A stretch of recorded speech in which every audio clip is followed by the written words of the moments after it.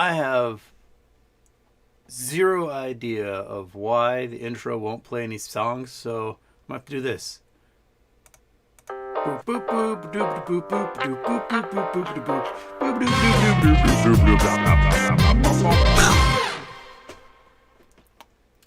Hopefully that works for you, because I don't know why it's not making any sound.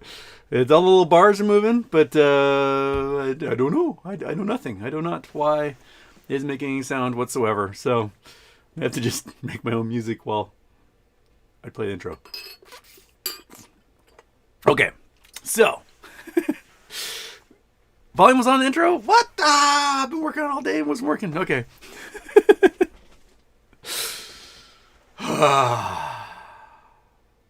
All right, well, at least the music worked that time. Nothing's going through my speakers, so I can't tell anything. Okay. Boop-a-doo. All right, so what was I talking about today, Monkey? I've spent so much time trying to make the intro work for me, and I honestly can't. I don't know. Music has not come in yet. Not music. But new cameras have not come in yet. Those will hopefully arrive today. Probably while I'm in the middle of the show. Tomorrow we're doing our charity show. So a reminder, we're raising money for Toys for Tots, Christmas spirit and all that. And we're going to have Laser Haas, who is the CEO of eToys and a veteran of the short attack vulture capital world. He's going to come on. He's going to chit chat about what it's like to, be powerless against these monsters. He has whistleblower status now. He seems like a pretty interesting dude. So stay tuned to him. Yeah, there we go. So Nomura announced today that they are going to be recording billions of dollars in losses. They're one of the largest investment banks in the world. They're a big Japanese investment bank. They also got hit hard by Archegos liquidation back in March, February. So what we're seeing now is these big banks institutions are going to start rolling out their losses over the next 10 trading days. Remember, we have until New Year's Eve for them to announce all this stuff. And if they don't announce it this year, then they're going to have to write off next year. And you don't know what type of future next year affords. So for the most part, they're going to be doing their big write-offs for this time around, for this year. Some of them may gamble and do forbearance for some of this debt that's not being paid off. But I don't see them, winning in that scenario. I see things only getting worse. There's no way that these Chinese real estate companies are going to come up with anything to pay. They're toast. They're done. Okay. And that's all the news I had off the top of the bat. I think we are just going to the chat, see what you guys got for me. All right. Cancel Bubbles got coordinates for me right off the bat. So let's see if we can make those work. You're saying it wasn't working Google Earth. If it wasn't working Google Earth, then we won't be able to make it work at all. But do that. Oops, I got to go there. I got to go there. Oh, Google Earth. Okay, we're there. Hit the buttons. The buttons are all right. And go. Oh, it's working. It's working on Google Earth. There we go. All right, we are in a field where they buried bodies. Cool. All right, we are in the middle of a field. Is this where you have buried all the lonely women at truck stops? We can zoom all the way in, and we're in a field. All right. Right off the bat, got hosed on coordinates. Oh, crap. Oh, god damn it. Might as well enjoy it.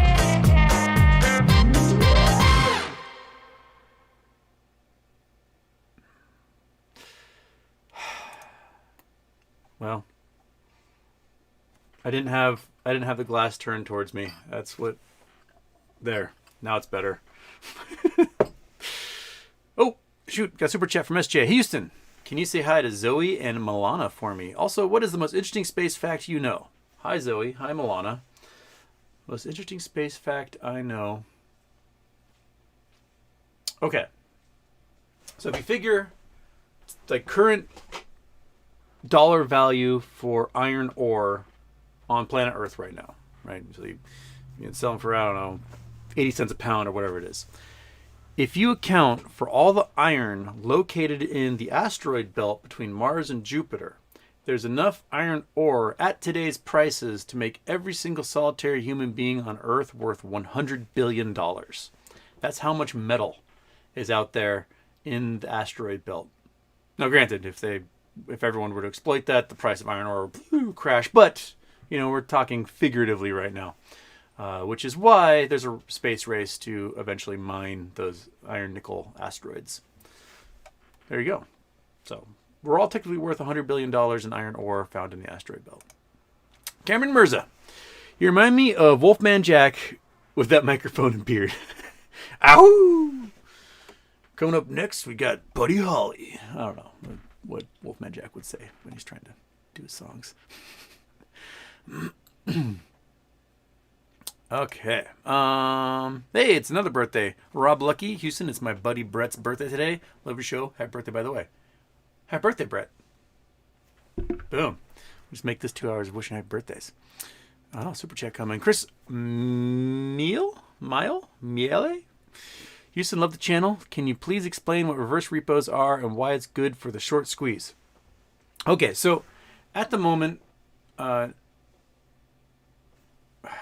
I have to explain what regular repos are. The regular repo market is when banks are picking up collateral. So if you're a hedge fund and you need quick cash, you might present a bunch of bonds that you have as collateral to a bank, and the bank will give you a quick loan, 1 day, 1 week, 30 days, whatever. So you can make your play. It's kind of like playing with margin. And then you pay them back plus interest after those 30 days. That's the normal repo market. The reverse repo is when banks have too much cash on hand and they need to give their... how to put this?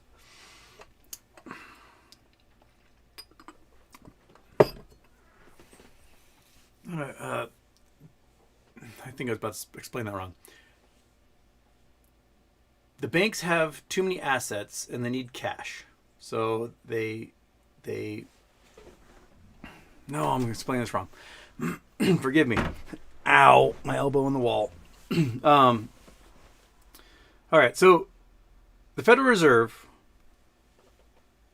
is basically swapping bonds for cash. That makes sense. They're sticking a bunch of cash into the shit. This is the worst ever. All right. I feel totally shit right now. The Federal Reserve says there's too much cash on hand in the banks. It's a liability. So the banks need to give them bonds.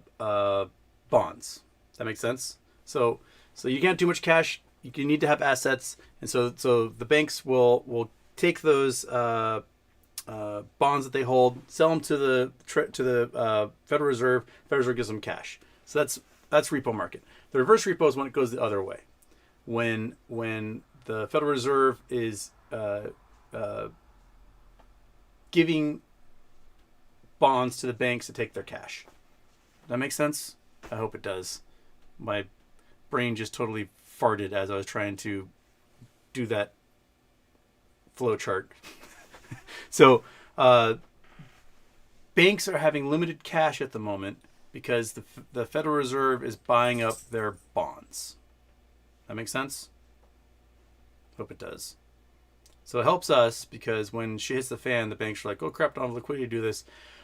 But they're doing that in order to pull cash out of the market, to stabilize the currency, and to stabilize the rest of the market. That was the worst explanation I possibly could have ever done. And I tongue-tied myself. And I just, dong. But, oof.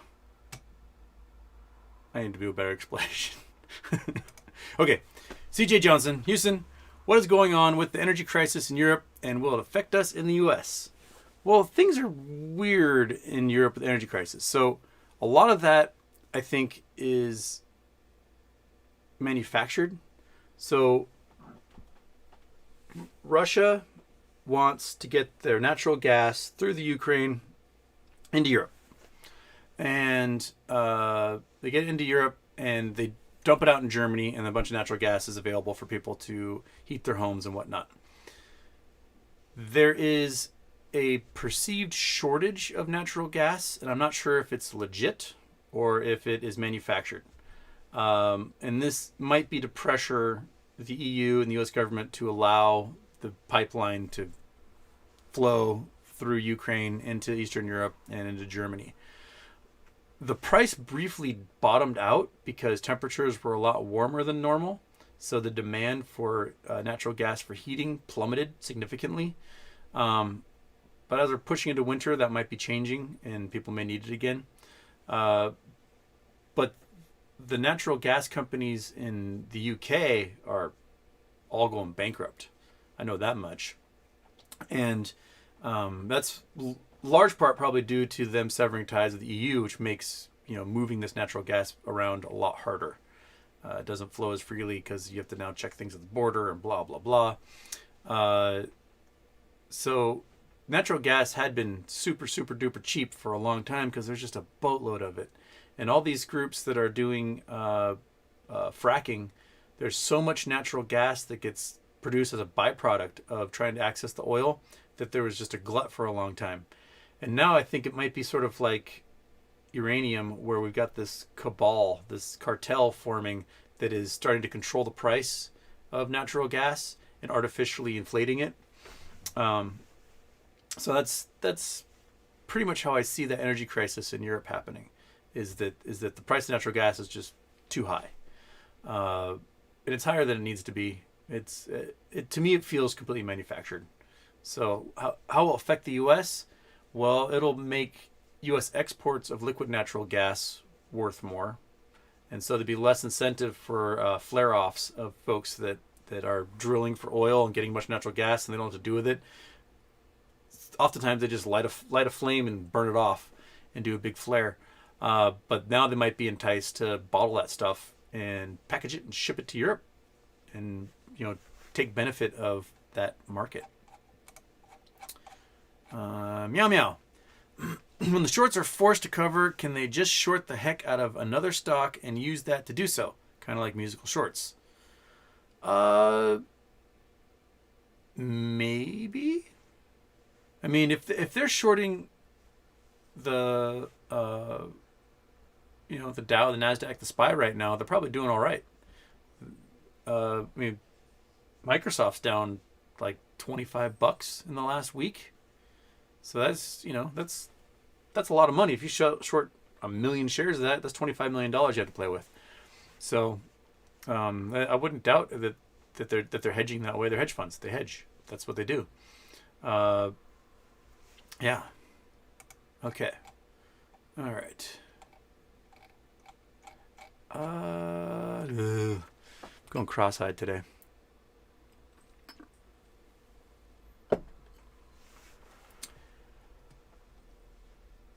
Stonk Mom, anyone else see Charlie's vids and questioning Metzler?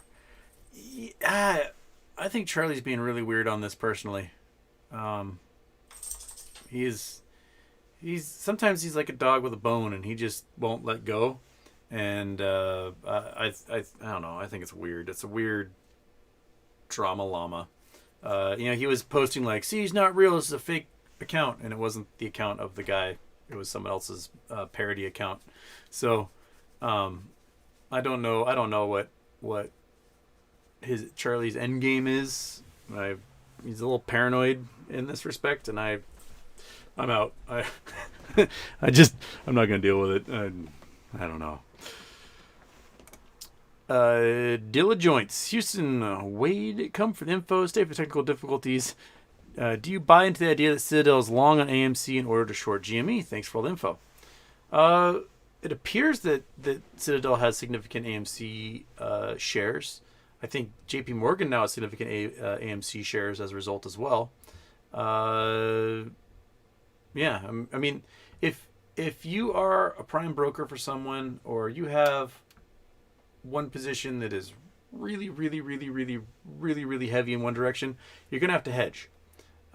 And they may have learned that they could buy a whole bunch of calls, last spring, and load up on the stuff if it did moon, and that could cover a lot of their position in this.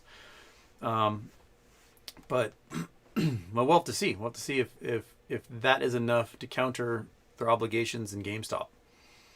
Either way, GameStop's paying out. AMC's probably paying out. So, jump on board. Okay, Bloody Monday from Chris R. At least we aren't in the Turkish market. Yeah, Turkish market is screwed. Erdogan came on today and said that he's basically going to pin the lira to the US dollar, which, for a guy who's very anti-US and embracing Russian influence and doing whatever he can to screw over American interests in the region, all of a sudden he's got to tie his currency to the US dollar. Like, what's that going to do for his allegiances? Because if the US dollar tanks, the lira tanks. And he's been doing whatever he can to make sure the US dollar tanks. So it's a lot of juxtaposition of counterintuitive issues happening there. I think Turkey's in for a financial crisis like they saw, which led to Erdogan becoming their de facto ruler. And I don't know if he'll have the political strength to withstand, a bigger drop in the Turkish market and lira as a result. He's not very popular. He's imprisoned like 85,000 political enemies, and they've already tried one coup attempt. So this may coalesce more people around ousting him in Turkey. So I don't know. Dictators, the worst thing they can do is see the economy go in the absolute shitter, because then it opens up graft for other powerful officials to be like, okay, I'll listen to a check from somebody else rather than my leader, because everyone wants their money.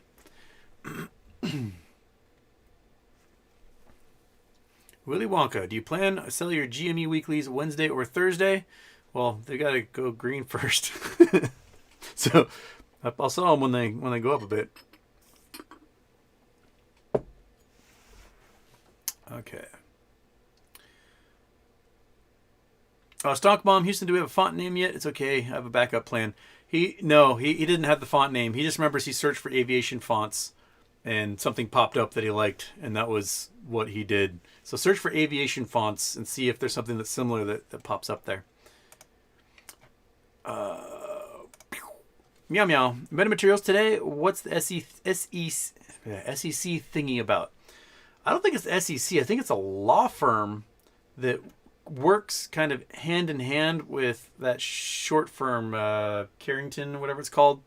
That basically, Carrington produces a big old press release like, this company's real bad and they're bad people, blah, blah, blah, blah, blah, blah, and then they short the hell out of them, hoping that PR drops the value of the stock and they can make a killing. And then there's this law firm that always announces they're doing an investigation. They're just a law firm. Who gives a shit who they're investigating? No one cares. It also appears that there's a buyer for the oil fields, and it might be upwards of like $29 a share, which the short hedge funds are not going to survive. If there's, let's go to the calculator. Bing, turn off Google Earth. Turn off. Oh, button, you're not turning off Google? Are you son of a... Okay, I got to do this the old-fashioned way. Turn off. And then... Calculator. My stream...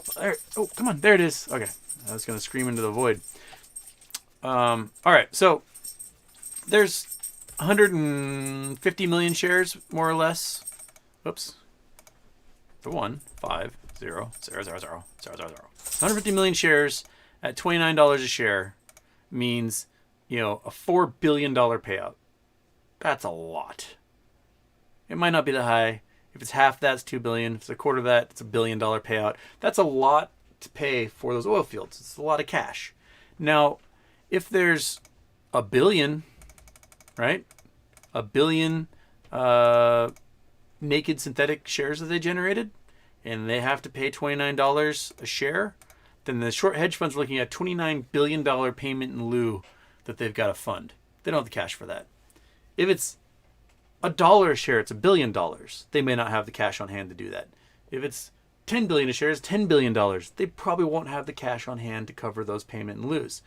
So they're going to try everything they can to get people to shake loose from those shares. And while doing so, they're going to come up with every bad news scenario they possibly can. Get there, buddy. So, yeah. I mean, if they sell the lands for $150 million and everyone gets $1 a share, then they go, aw. But right now, oil's through the roof and natural gas is through the roof, and that oil field produces both. So they're going to get top dollar for those fields. There's 3 billion barrels proven reserves of just oil. So 3 billion barrels, right? And you're going to make $70 a barrel probably on average. So looking at $210 billion in oil in that field. And, the cost to produce is probably about $50 billion. So multiply that sucker by 0.25. So $52 billion in profit are to be made off the oil in that field at current prices. So paying $4 billion for that field is no skin off anyone's back if they can realize that kind of cash flow. The short hedge funds, I think, know that they're really boned for jumping on this because oil prices, through the roof. When oil prices were $15 a barrel, yeah, you can short the hell out of these guys because there's no way they're going to produce any oil and they're just going to lose money. That's all they're going to do. But oil prices at $70 a barrel, they're screwed, and that's how it's going today. Okay, go back to Big Houston. That works. There we go. Word. Kyle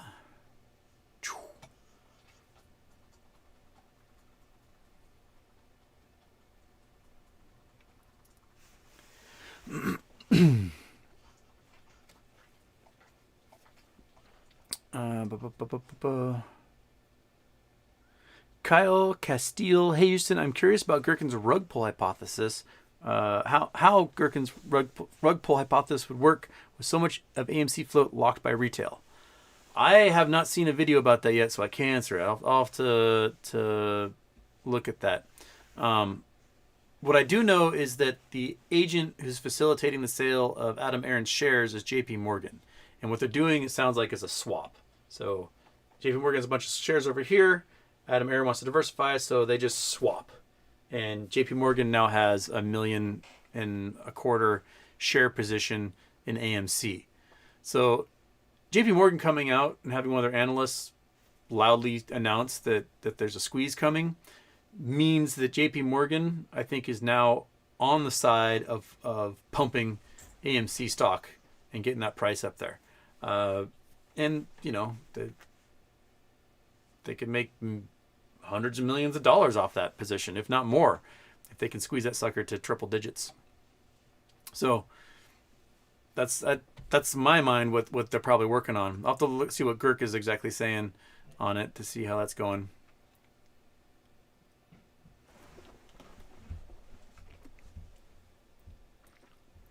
Josh Walker, did you see the big dividend on XRT?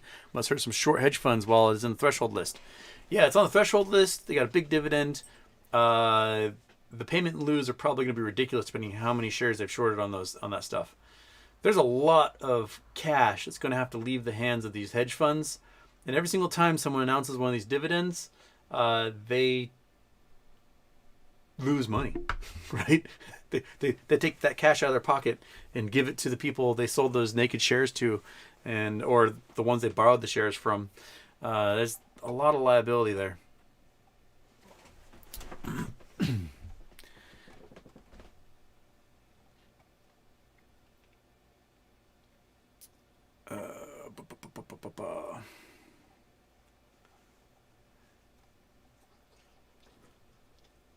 Okay.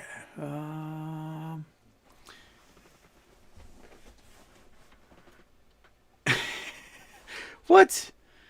Dustin, hi, happy birthday, Houston. Your shirt. Oh, my shirt. Oh, sorry. I thought you were talking about this shirt. Your shirt shipped today.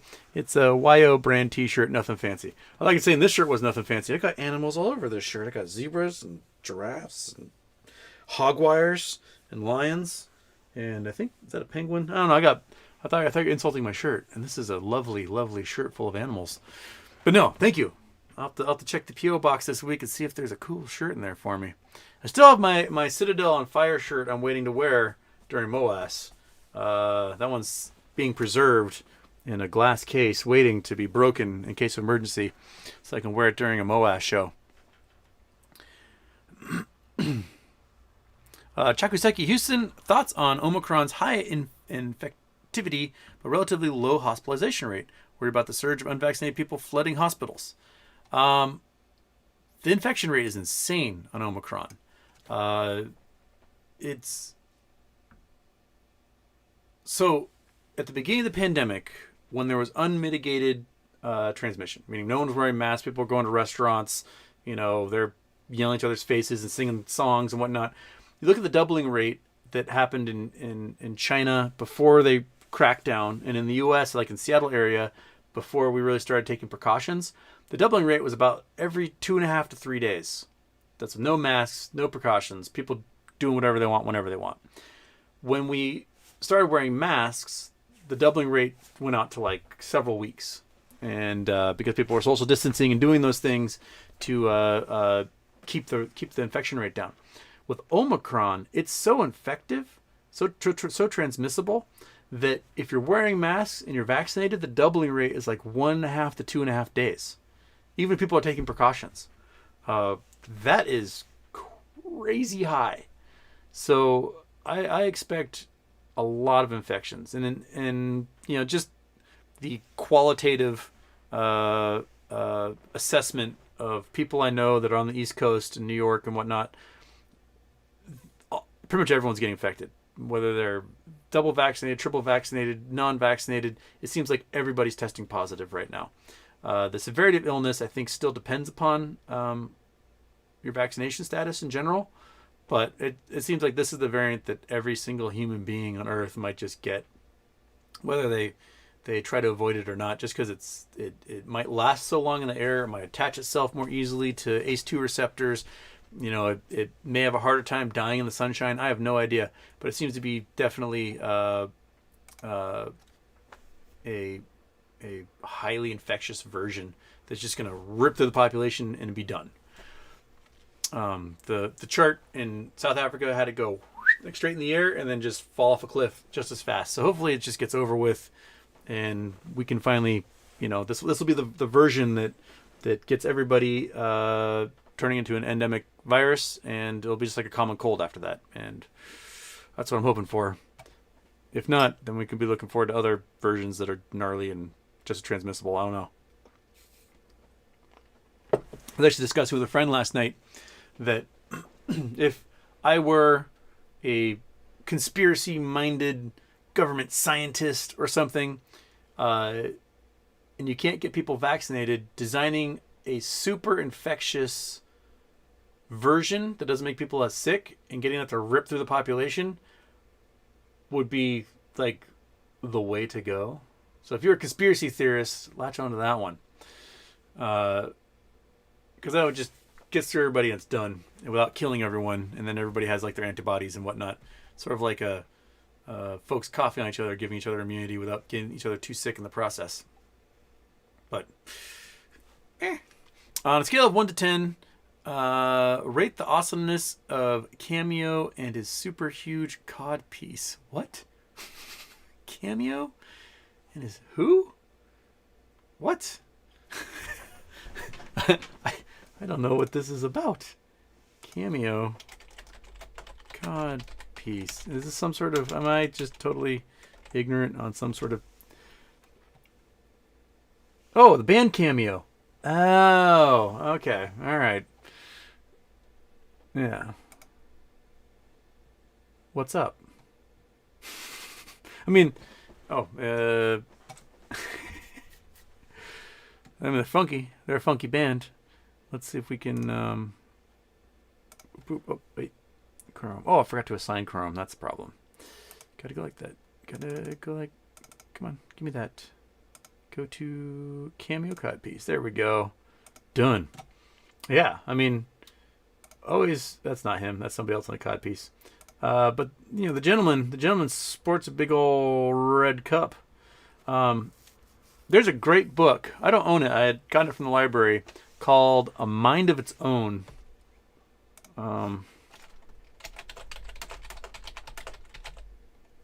Yes. Mind of Its Own.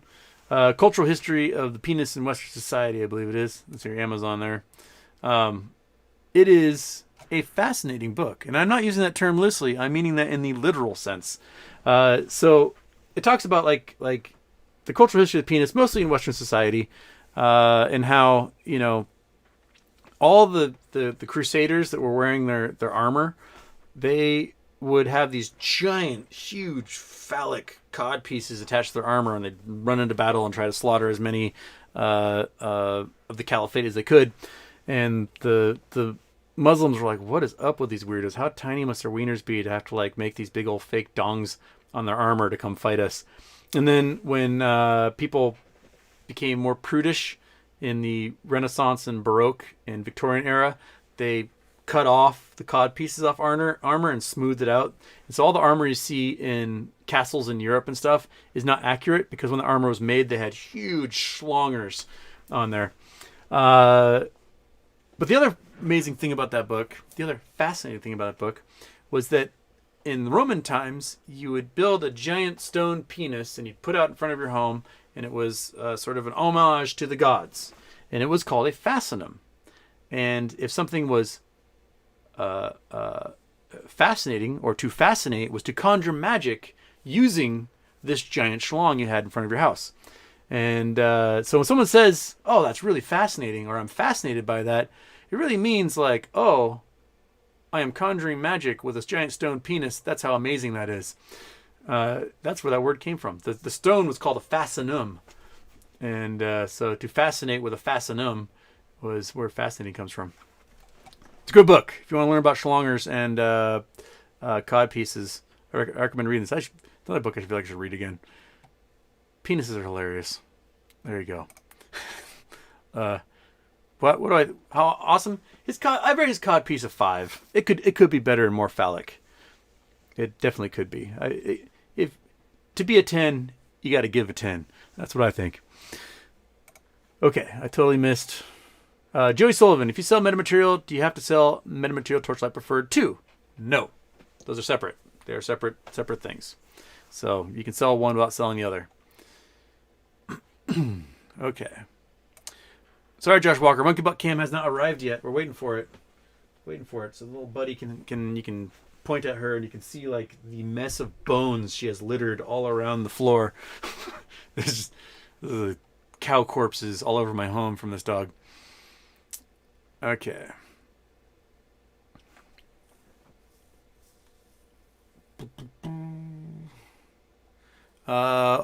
Old Michael Burry comment was, ETFs are the new CDOs. It's from Sparky. Has anyone looked into ETF liquidity? Burry said it was like a theater that kept packing more people in, but the exit stays the same size. It's a good way of putting it.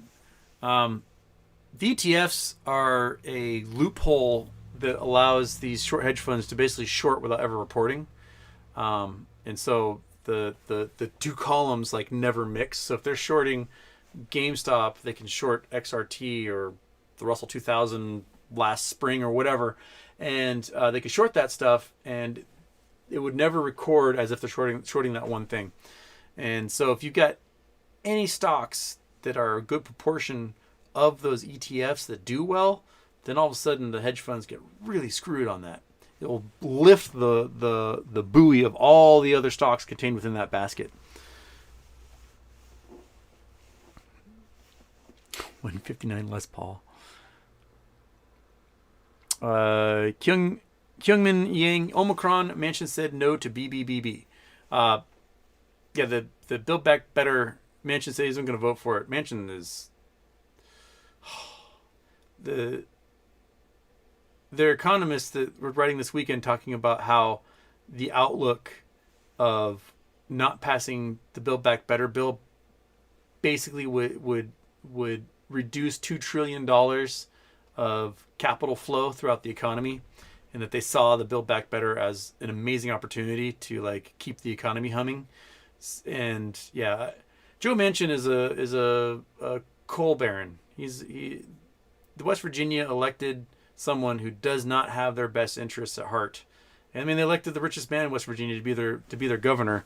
And you know, these are people. This is a state that's full of like union coal miners, and they all elected someone who's anti-union and wants to destroy their jobs. And you know, that's I don't understand the voting against your own interests in that regard. Manchin sucks. Kristen Cinema sucks. They are just terrible at their jobs. They're good. Well, they're terrible at being elected officials for their constituents. They're fantastic for lobbyists. That's all they care about. Build Back Better would mean a lot of capital flow through the economy. It would do really well for people. Stanley Belaski is Ken Griffin on house arrest. I don't know why that rumor is spreading. To be on house arrest, you literally have to have court documents like saying you're on house arrest. This is not like something that's going to go through the FISA court and be national security issues. You would have to have, you know, charging documents and things like that. I don't see any of that stuff for Ken Griffin. I don't know why he'd be on house arrest. That just seems like a very silly rumor. Okay.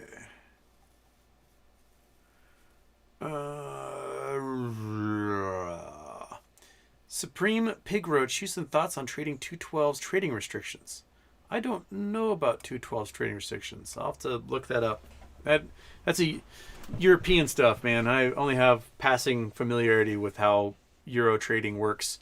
Well, my guess is the trading restrictions probably have to do with meme stocks, that they may, you know, put weird limits on people. A lot of the European brokerages, you don't own the share. There's a holding company that buys the share, and then you are given like these sort of loose ties to those shares via your brokerage in that holding company. Okay.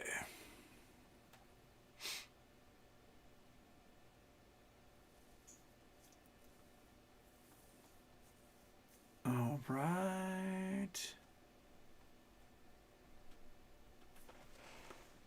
Boom. Can we schedule the intro every 30 minutes? No. Get the intro at the beginning, you get the intro as an outro at the end, and that's all you legitimately get the intro for.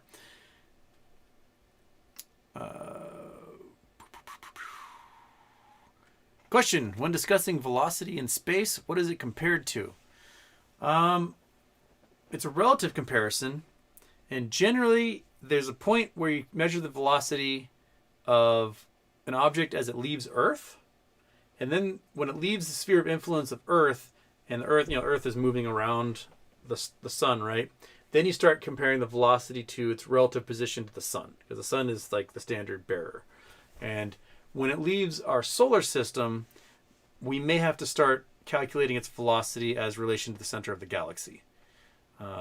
So, you know, right now, Voyager 1 and 2 have left our solar system, but we're still counting them like, oh, it's traveling away from us at such and such speed, and we'll reach the next star system in, you know, this many thousands of years and whatnot. We're still counting it relative to our sun. Because remember, if the Earth's going around like this, so if we were counting the velocity of the Earth, depending on what side of the Earth we're on, would change like the relative speed. So we just have a fixed point of the sun. So that's what we compare it to.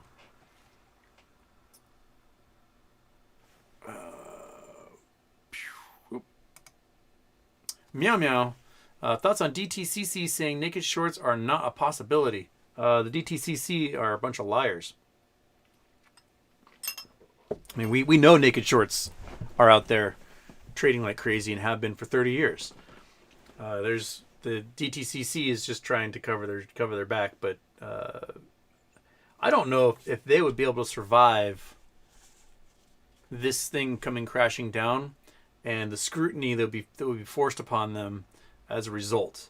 up until now, they've had pretty much ultimate power, the seed and company and whatnot, that when there's lawsuits involving naked short trading, and they might be getting sued themselves, and they don't respond to any subpoenas. They will not let anyone whatsoever, look at their central computers and see what's happening with these stocks.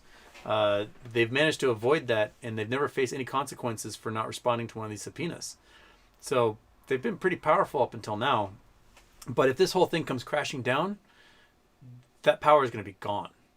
And I don't think they will survive the post-mortem investigation into their central computers. Because once the SEC steps in and says, hey, show us those computers, or there's a congressional investigation that says, hey, we need to see those computers, they're not going to be able to say no in that case.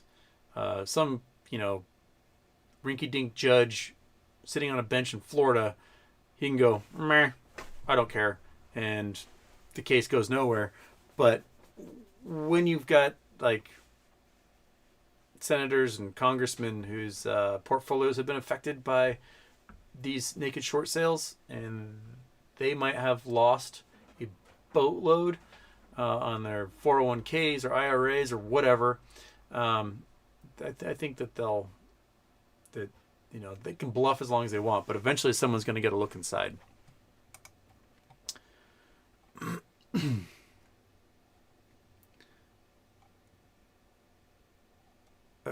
Road Dog Media Incorporated, was there a volcano eruption in Hawaii? Did I miss a eruption?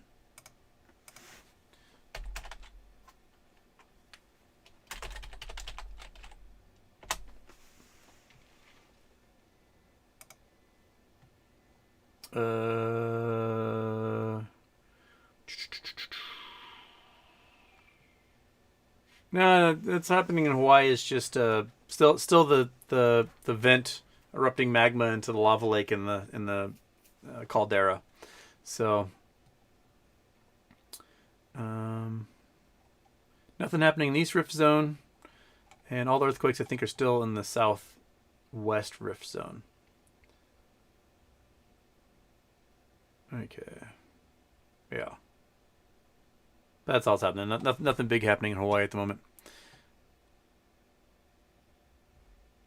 Houston is drunk on water, man.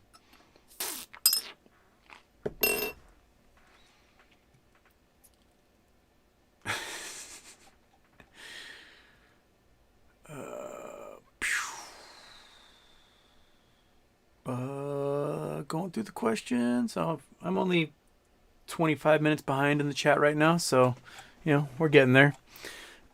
Goodness gracious, you guys chat so fast, I cannot keep up. Lack Attack 456, Boss Blunts is doing an interview with Marco Metzler on Christmas Eve. Right on. That hopefully will just shut Charlie up. We can just get that drama done with. Yeah.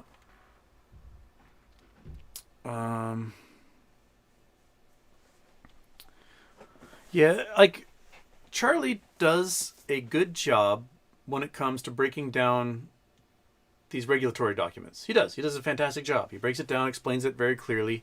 But he also is like a weird 9/11 truther, and believes in these weird conspiracies, and is kind of paranoid at times. And that is, you got to kind of like see that there's a moldy loaf of bread, but I'm hungry, so I need to like take this non-moldy part out and then discard the rest. You kind of have to look at it and like selectively edit in your brain what you're going to pay attention to with regards to those things. I think the drama llama is completely unnecessary, and we can just chill out and relax, baby. The squeeze is going to happen eventually. We just sit back, and we don't need to like pick at all of our freckles like a meth head and be obsessive about everything. Just chill out. All I'll do is just chill out and wait for the date.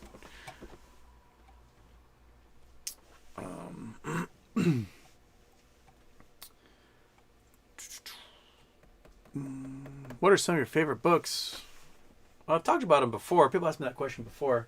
My favorite sci-fi book of all time is Stranger in a Strange Land, hands down. I think it's just a beautifully written book, well executed, philosophical, absolutely just a treasure. It's my favorite sci-fi book. My favorite absurdist novel of all time is Catch-22. I love Joseph Heller. Catch-22 is brilliant and just played a movie in my mind. Like one of those books you read and you just think about it for months on end. But my favorite novel ever written is the selected works of T.S. Spivet, which came out a few years ago. I got it back here. This book. This is one of the most beautiful pieces of literature ever. And make sure you get a version that has all the side notes in the margins and the drawings. Because it is an absolute amazing work. It's about this kid. He's like, I don't know, 11, 12 years old. His brother died from an accidental gunshot while they're on this farm in Montana. And this little boy just dives into the natural world as sort of his escape. He likes to study bugs and tree rings and geology and draw maps and, study the life cycles of sheep or whatever. He's like a little scientist. And his parents, foster this, and they take him to the local college to talk to different scientists when they're giving presentations or whatever. And he meets a professor at one of these colleges and who studies bugs, and he gives the professor like a drawing of a beetle he made, and he couldn't find any other beetles like it, so he named it after the professor, and like, hey, this is a beetle I found. The professor's like, this is amazing, can you draw me more? I could put them in my papers. And so he draws more and more and more of them, and she puts them in her papers, and eventually she just submits the work to the Smithsonian. He's like, hey, look at these amazing artwork done by this person. And the Smithsonian doesn't realize that he's a child. They think he's like a working scientist out in Montana. And he ends up getting awarded a scientist in residency for 6 months at the Smithsonian. So he gets this like beautiful letter from the Smithsonian saying, hey, you've got room and board, and we'll pay for all your research, and you can stay here at the Smithsonian and do all the work you want. And so he doesn't really tell his parents that he's been awarded this, and he doesn't tell the Smithsonian that he's just a child.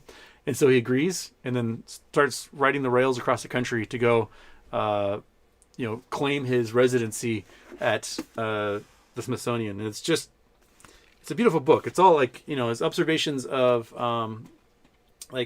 natural formations and locations of things and the patterns of stoplights and dissecting hearts of animals, and it's just really cool. It is absolutely beautiful. The ending doesn't quite end the way I wish, but you have to end a book eventually. So a lot of endings in books don't quite get there, but the journey is phenomenal, and I highly recommend the selected works of T.S. Spivet. It was made into an absolutely garbage anti-science film that is just a piece of shit, and I made about 15 minutes into the movie before I was like, no. I wish a good director would make this into a movie someday, or a limited series or something. It is wonderful. I read this book. Everybody. A couple of folks I think have read the book since I talked about it last, which was probably a few months ago. But I've just never read a book that was as beautifully written as that. And, it might just be my own personal, I was that nerd child who spent his time drawing bugs and reading the almanac and looking at maps. So I'm like, oh, I see myself in this a bit. But yeah, I love it. I love that book.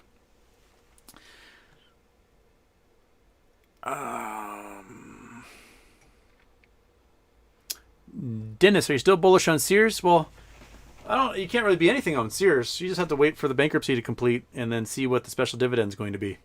That's all. It's the entire play I made. I put 25 cents a share into it, hoping that I will get a lot more than 25 cents a share out of it in the end. But it's doing weird bouncing. Some days it'll be worth 40 cents, some days 0, some days 2 cents. And so while it's trading in the export market, it's just doing weird stuff, and we just sit and wait for when bankruptcy is done. I don't know how long it's going to be. There's still about 30 something Sears stores open, and about once a month they report to the bankruptcy court. And they say, okay, we paid off this much debt, we got this much left, whatever. And eventually, that debt has been whittled down. It's, I think, now below $80 million, so it's going to be done soon.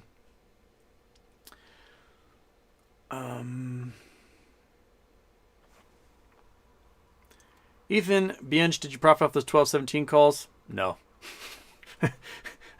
I bought them like at the money at the time, and it dropped like $5 below that at the end of the week. Oh well, such is life. Sometimes you win some, sometimes you lose some. Josh Dobbs, how do you think everyday people are going to react once MOAS is blasted off and mainstream media is showing astronomical numbers on a few stocks? Trust has eroded very fast over the last few years and everything. Yeah. I think everybody's going to know someone who's in this play. And there's going to be a lot of woulda, couldas, shouldas happening across large swaths of the population. And they're going to be like, oh, man, like, why didn't I listen to you? Why didn't I do that? Why was I so down on you investing thousands of dollars on this game company?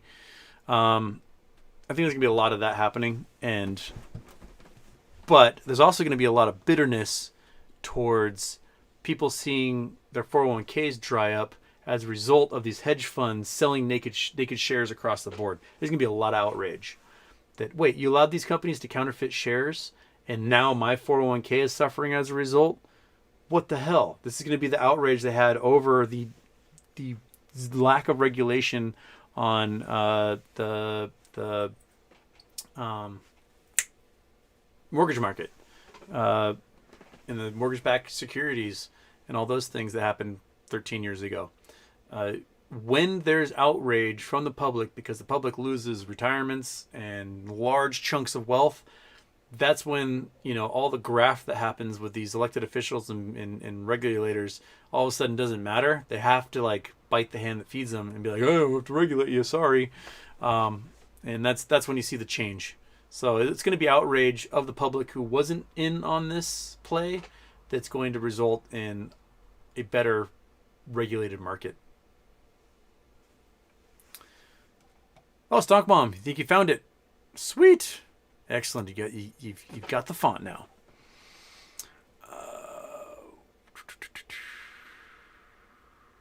Houston, happy birthday. Once a week, can you watch one of the movie, book, anime, TV shows for recommendations, notepad, and give us a review, first impression? That'd probably be a good idea. Yeah. If I can get organized enough to do that, that sounds like a good idea. I like that. I do need to figure out ways to produce more content than just doing streaming shows, especially if I want to make my channel like something that I can survive off of financially.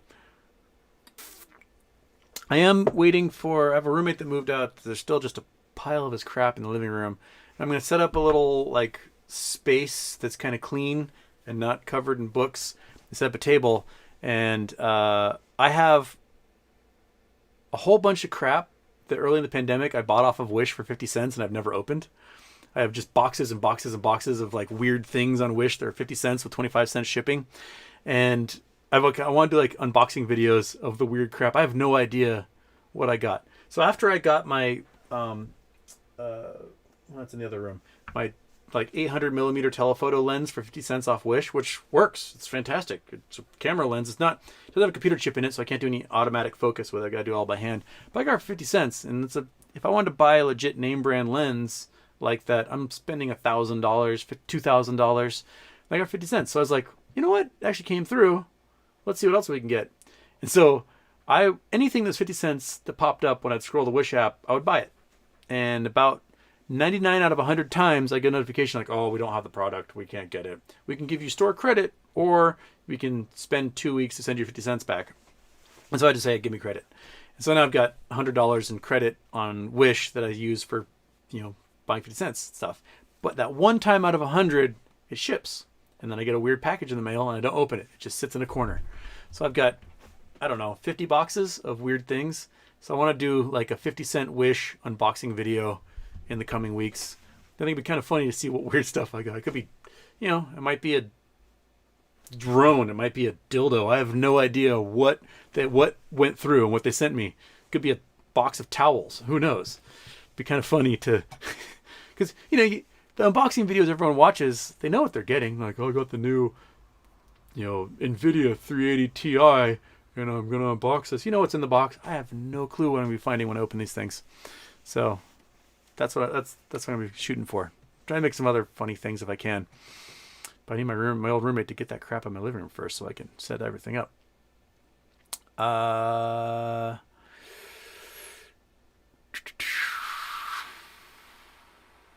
Protege's son, no JP Morgan, released a 13F that they went big without hedging on GME, not AMC.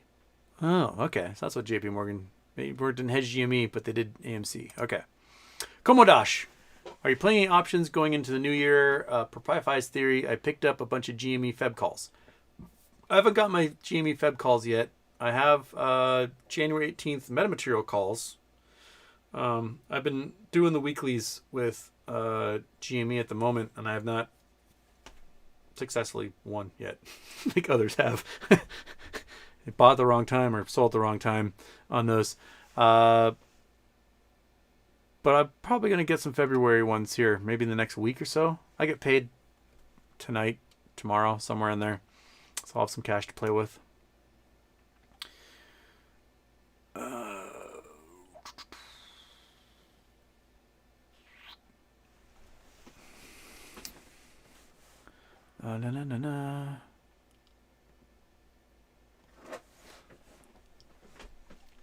Scrolling.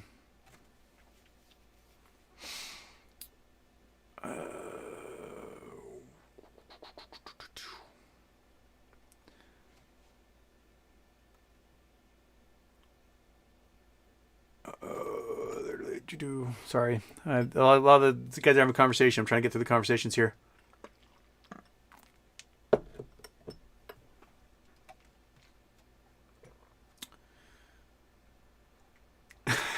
Codpiece, more like a jockstrap worn outside of pants. Yeah, kind of. That's why it's a 5.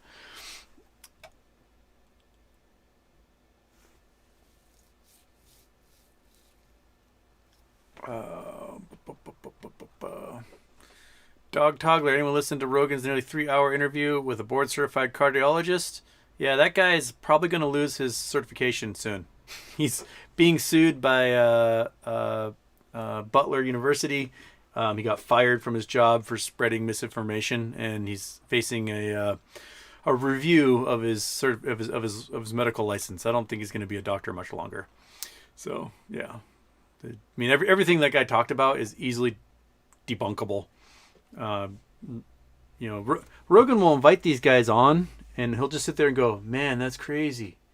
Whoa, that's crazy, man." And he never has any information to start with because he's never done his homework to actually push back on these people and be like, "Hey, that doesn't sound right because this is what this scientific journal article says." He just goes, "Whoa, that's wild.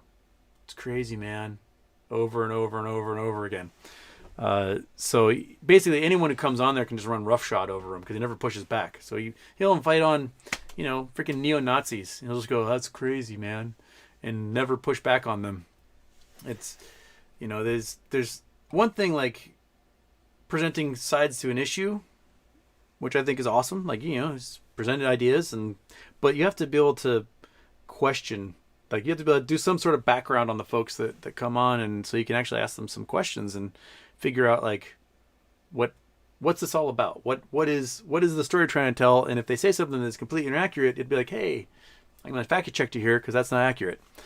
Yeah, that doctor is probably screwed when it comes to his board certification at the moment, and he's probably gonna also lose a lawsuit to Butler as a result of him making those false claims while working for them.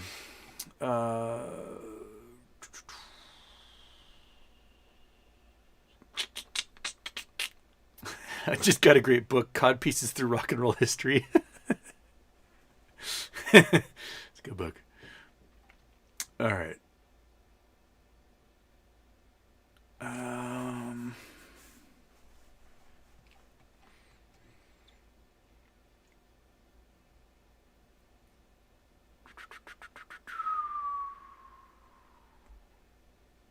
IWM 40% short interest. Yes, the Russell 2000, right? IWM. Yeah, they've been short on stuff like crazy. The largest holding in that is AMC, which means they basically shorted everything else that's in that list. So, Yeah, the short hedge funds are playing with fire with these ETFs, because if anybody does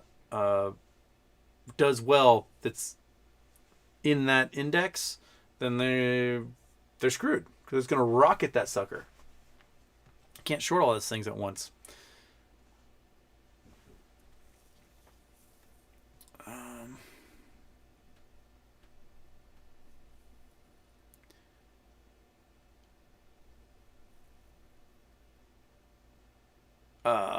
Hey Houston, any thoughts on Roblox? Recent Moist Critical showed drama involved with company using child labor, game being used by child predators. Will this damper the stock price? Someone sent me a video and I haven't had a chance to watch it yet. I'll have to check that out, because I don't even know what Roblox is. So, sounds like a Lego erector set thing. I don't know how. Is it a video game? I have no idea. I'll have to look that up, because I have no idea what that is.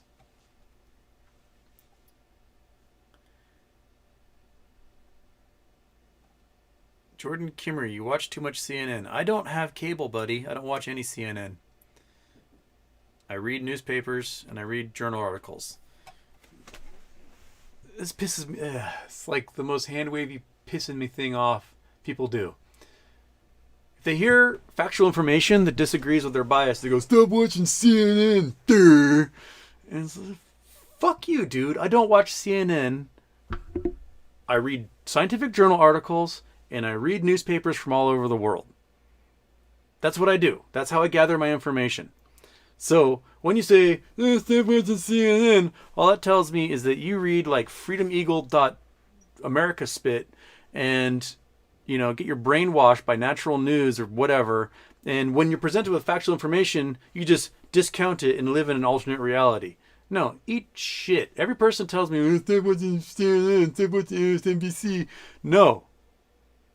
I don't even watch them in the first place. So, you're trying to counter peer-reviewed science with your own personal bias. And I bet you anything, you probably repeat the things that are like, facts don't care about your feelings. Listen here, dipshit. I'm the one spouting the facts. Right? Your feelings are what are making it so you refuse to accept reality. You cannot present factual evidence that counters my position on these topics. So I don't know what you're trying to achieve with you watch too much CNN. I don't watch any CNN. I don't have broadcast television or cable. I don't. So I'm not watching any of these news services. I read the newspaper. I read scientific journal articles. I read books. That's what I do. That's where I get my information. So, if you can't handle the fact that somebody's presenting factual information based upon peer-reviewed science and confirmed tabulations, then I don't know what type of weird alternate universe your brain is sitting in where you cannot accept reality. It's the strangest friggin' thing. I had an interaction with somebody on my Facebook page today that was like, NPR is a liberal radio station. And all it was an article of NPR talking about a peer-reviewed journal article. That's it. Did the peer-reviewed journal article have a liberal bias? No. And then he says, "Facts don't care about your feelings." I'm like, buddy, you just presented zero evidence to counter facts. Like, just read a goddamn newspaper for once. It's not that hard. It just pisses me off to no end that there's so many people that just discount reality constantly, and there's no counter to that. I tweeted about this the other day. When I was working in a restaurant, this girl ordered a hamburger, and she said, "I don't want any cheese on it." I was like, "No problem. It doesn't come with cheese." And the burger comes, and she goes, "Excuse me." I said, "No cheese." And she's pointing to the mayo that's on her bun. There's a little smear of mayo. And I'm like, "That's not mayo. That's not cheese. That's mayo." She's like, "No, that's cheese." I go, "It's mayo. The cheese does not melt to the bun. It melts to the burger. That's a smear of mayo. It's not like I haven't worked here or anything and don't know how it's made." And she's like, "It's cheese. You can't tell me it's not cheese. Why are you trying to get me to eat cheese?" And I don't you can't counter somebody who's living in an alternate reality that can't accept facts that are well established and on the ground. I don't understand. I just can't. There's no way to get somebody who refuses to acknowledge that certain things exist and certain realities exist if they just refuse to believe it until it's too late, I guess. I mean, I'm sure there's, hundreds of thousands of people that have died in ICUs that went, oh man, I wish I'd gotten vaccinated. And what are you gonna say to them then? I mean, it's too late. You learned your lesson the hard way, but now you can't do anything about it.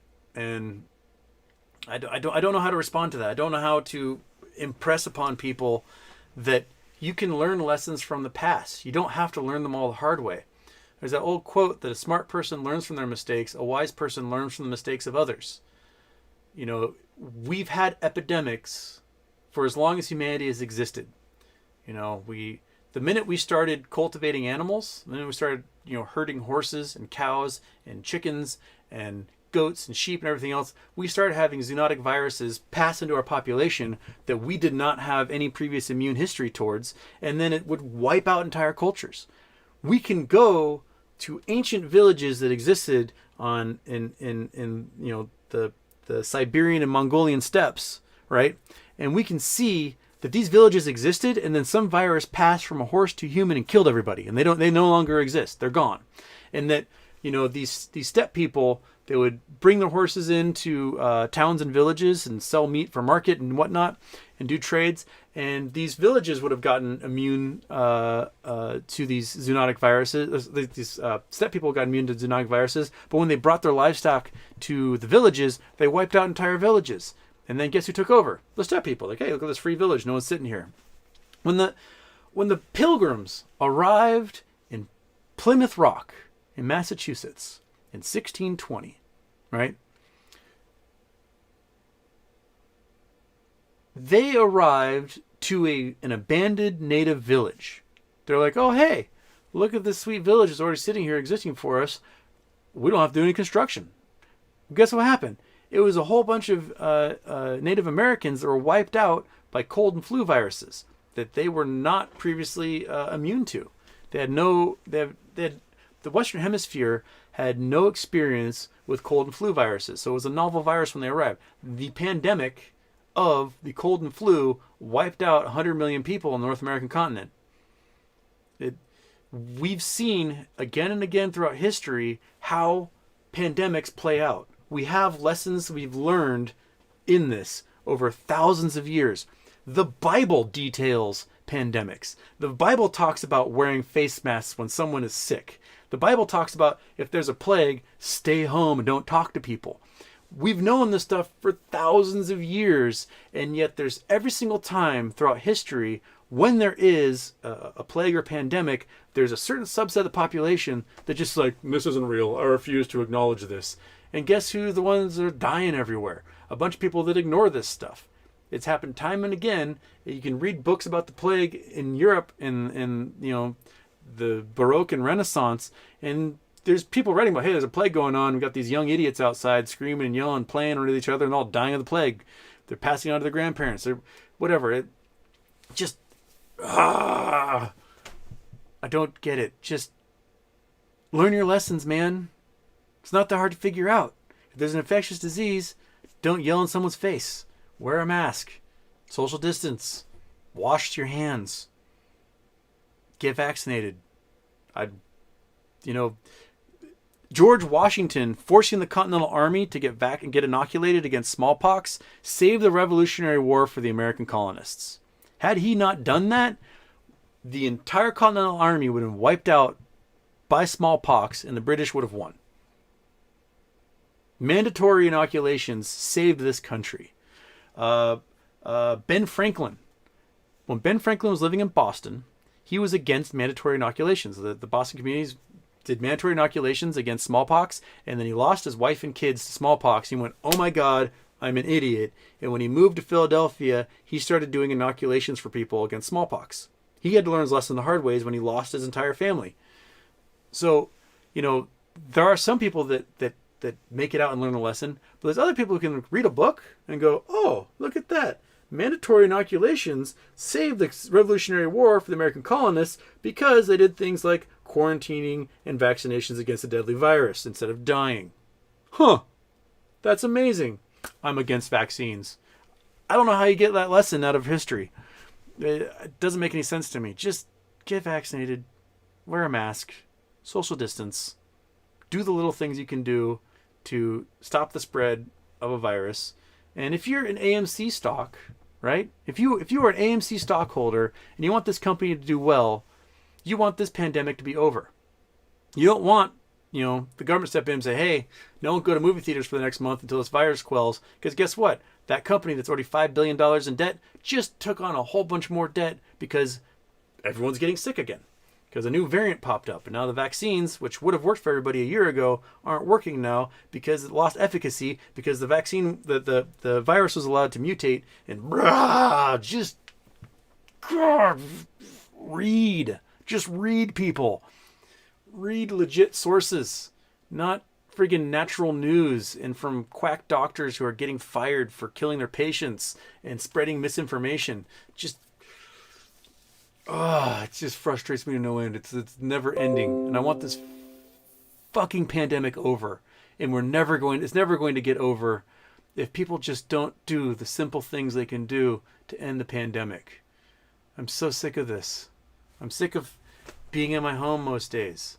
I'm sick of mostly communicating with my friends via computer screens and not in person. And I'm sick of people I know dying or getting injured from this virus that we could easily keep people from dying, getting injured from. Just stop. Just stop it.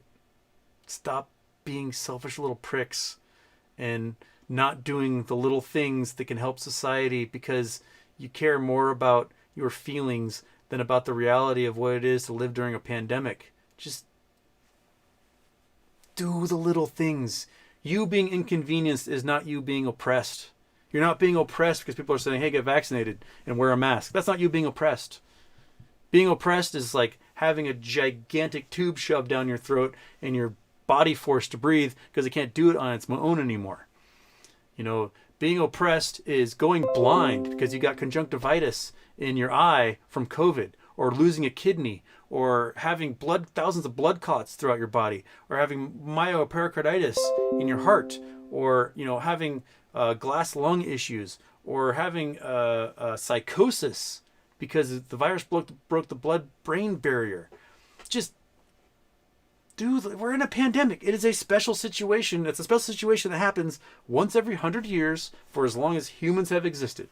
Happened 112 years ago in the U.S. when we had the Spanish flu. And guess what? There were people then who were like, it's not real. And then 500,000 Americans died. I'm going to wear a mask. Wearing a mask is fascism. No, wearing a mask is just what you do during a pandemic. When the pandemic's over, guess what? People weren't wearing masks anymore. Congratulations. You were inconvenienced for a year and a half because you had to wear a mask. Oh no. When the pandemic's over, we will go back to not wearing masks out in public again. It'll be fine. You're not, a Jew being rounded up by the SS and thrown into a death camp. You are just being told to wear a mask and get vaccinated. That's it. That's as far as it goes. Just read and learn your lessons the hard way. Okay, sorry about that rant, but I probably missed this super chat telling me to shut up here somewhere. I missed quite a few of them. Okay. Deck P. China just completed a railroad in Laos, that I was saying. They can now travel by rail from Singapore to France. Damn. What do you think? That is the type of infrastructure improvement we need as a global society. I wouldn't doubt if a large chunk of that railroad is, economic hitman stuff that China's doing to the people of Laos. Hey, we'll build you this railroad. Now you owe us $1 kajillion. But we do need this kind of infrastructure. We need lots of it all over the planet. We need that kind of rail in the United States. I don't know if you guys have ridden a train. Riding a train is really nice. It's, I do the train usually a couple times a year between here and Portland. It's wonderful. I hop on the ferry, nice piece of infrastructure. I walk to the train station a couple blocks away, get on the train, and 3 hours later, I'm sitting in Portland, and I'm right in downtown, and boom, I can do the things I need to do. I've bought cars that way. Like my Corvette that I had until recently was a guy in Portland selling it. I rode the train from Seattle to Portland, rode the local metro train to Beaverton, bought the Corvette, drove home. Like it's cost me $25 to get to Portland when the gas would cost me like $200 or $300, right? So yeah, it's fantastic. The one problem China has with a lot of this infrastructure though is that it's built with really, really crappy materials. In China they call it tofu dang, I think is what it is, and they build these projects and they build them with subpar materials that have a facade on the outside, makes them look fantastic. I was reading about a high-speed bullet train, I think it's a maglev train in China, and it's like 1,000 kilometers long. And the engineering required a certain kind of concrete to be used because of the forces. If this thing's on a turn, it puts a lot of downforce on the structure itself and can fail. So you have to build it with a special concrete, with special reinforcement. And China only had enough concrete of this kind of special concrete to do like 15 kilometers of the rail line, and then did the other 900 plus kilometers with a subpar material that will fail. So, expect sometime in the near future, this 400-mile-an-hour bullet train pulling G's on this corner and the entire thing just blown out because of the stress put on the concrete that is not designed to handle that stuff. So that's the big issue that China has with these big engineering projects. So they do them on the cheap, and there is a culture of like cutting corners that, 10, 12 years down the line, there's a really, really awful payoff at the end.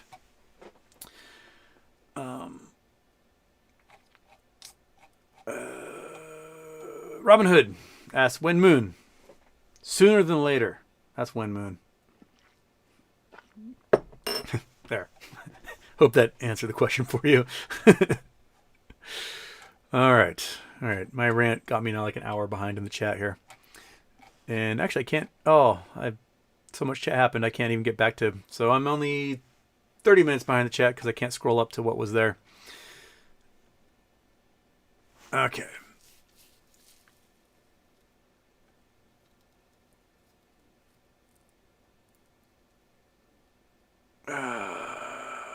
BTW Brand, I was thinking to myself while I was unloading groceries a few minutes ago, I only had 2 people in all the time I went to school and talked to family that gave me any advice about saving and investing. Yeah, that's kind of par for the course. In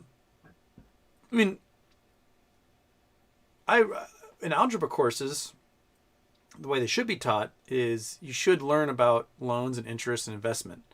Because you should be doing compound and simple interest problems.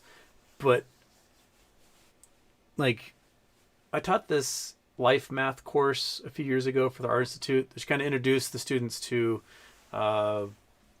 loans, investment, doing their taxes, odds and probabilities. So they can learn how to gamble or whatever figuring the probability of something, calculating slope of hills or doing simple math for doing construction, things like that. And one of the students came up to me and was like, man, prof, like, I really wish they had taught us all this stuff when I was in high school, but, I'm glad you're finally teaching me now. And I said, well, I learned all this stuff in high school. They're called word problems. And the student was like, oh, I hate word problems. And that's what a lot of people don't realize, like, the word problems you ignore when you're in your math classes, those are the practical applications for the math. They're teaching you how to translate these mathematical equations into real world terms, and people just ignore them and don't do them because they're hard. Now, I do think they need to be more explicit in how they explain, like, hey, this is how you invest, not just be like, Bob has 5 shares of Tycho, and he wants to sell them for whatever. Like, once the people start see the words, they're like, just tune out, like, oh, word problem, I'm going to ignore it. But I'm a big believer in showing people the practical uses for stuff. So I might, if I'm teaching a math class, rather than just put a word problem on the board, I make it up on the spot. You know, if I'm teaching a class that at an art school that has half of them are culinary majors, we might do an example. It's like, hey, congratulations, you graduated your college course. You are now a chef and you're opening up your first restaurant. We'll throw a dart on the board, figure out where we're going to open it. We're going to figure out the cost of living and how much it's going to cost to rent a place, and, you know, what prices food is in that area and how much money you can make. So we might make a cost benefit analysis parabola and figure out exactly, you know, where the trade-off is between price you can charge and how much profit you can make, and find that sweet spot. So you know that, you know, if you open up a burger joint in Wichita, Kansas, you'll discover that you can't sell a hamburger for more than $5.45 a burger. That's it. But if you live in Miami Beach, you might be able to sell a hamburger for $15.45 because there's a price people are willing to pay for that product. There's a reason why you go to the grocery store and milk is $3 a gallon, because it's been pretty much that for almost 20 years, because there's a price people are willing to pay and the price people are not willing to pay. And if you can sell, if you can sell 1 gallon of milk for $1 million, cool. You found that one customer willing to pay $1 million for a gallon of milk. But if you could sell, I don't know, 30 million gallons of milk for $3, you just made $30 million. So where's that sweet spot? And trying to like ingrain that into students' heads can really be a difficult task at times. But I do think it's important to kind of like give them on the spot examples that they may see in their own life. That way it endears the process to them on a personal level, rather than just as esoteric, like, oh, somebody else deals with stocks and bonds. Like, no, if you want to retire in this country, you pretty much have to invest in stocks and bonds. That's just how it works. There's so few people have pensions these days that they can rely on, that everyone else, their retirement's on, is the burden is on them, the onus is on them. And the problem is that the youth are so disconnected, because that's like 60 years in the future. They can't think that far ahead. So that's a real problem we have to overcome on that. Oh, people asking about Computershare again. If you want to register your shares, go for it. By all means, have at it. I'm not bothering. That's my thoughts on Computershare.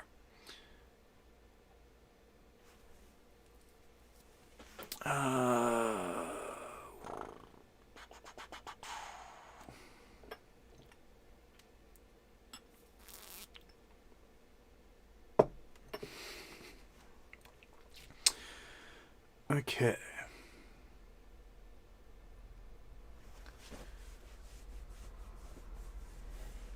All right. Dennis, except when someone talks about MMA or weed. Yeah. Then all of a sudden he's got all opinions in the world. Yeah. If you're going to do interviews, you got to prepare. You got to learn who you're talking to, and figure out, like, you know, what you're doing. Yeah.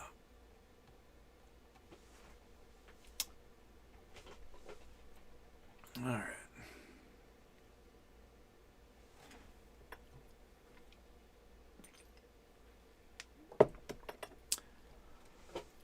Friend face McRiffhard, Houston, let's say hypothetically the Earth's rotation speeds up to the point that day and night last 1 hour each. What happens to us?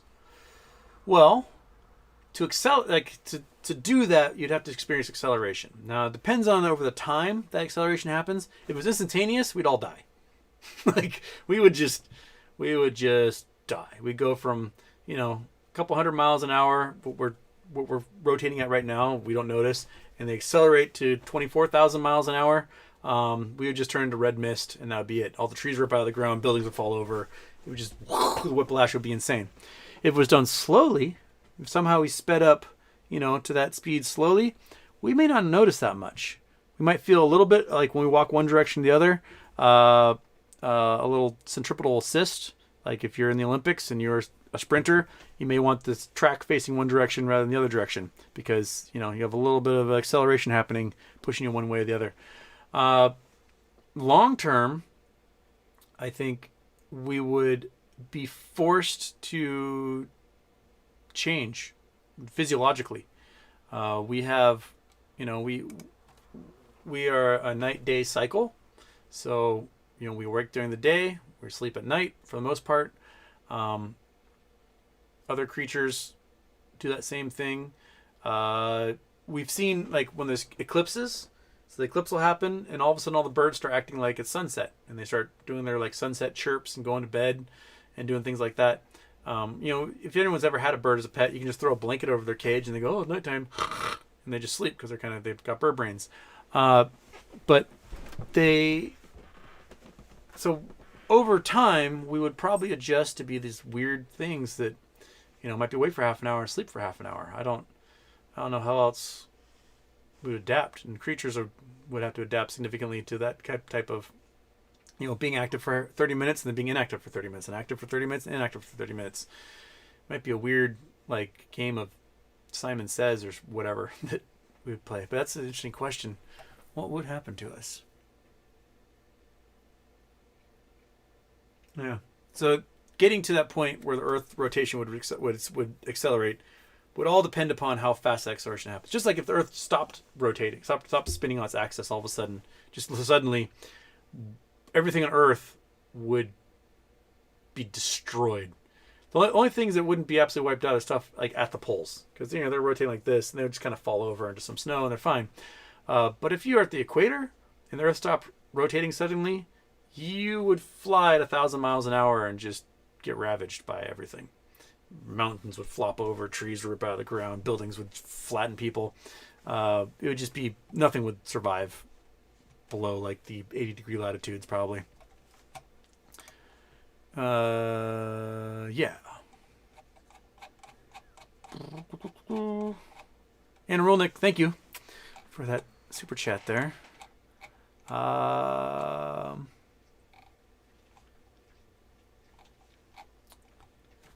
All right. Roblox is a Minecraft ripoff. Oh, okay. So it is a video game. I have no idea. I watched my nephews play Minecraft and then went, it's not for me. So if it's a Minecraft ripoff, then I'm definitely not going to be paying attention to it. The only one I really pay attention to is a friend of mine made one called Eco.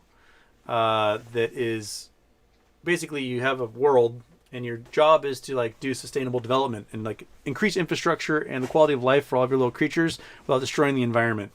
And so you have all these different people that play on the same globe trying to like, maintain an ecological, stable environment. I think it's pretty clever. They use it for schools, teach kids about like conservation and environmentalism and energy use and pollution and stuff like that. Josh Walker, do you think complex life could develop on planets, red dwarf stars, or tidally locked star?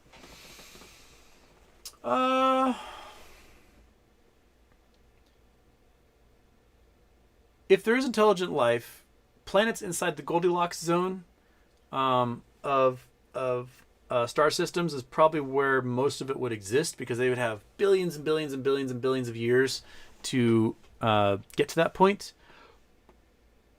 But I'm of the belief that in order to have intelligent land-based creatures, you need a moon.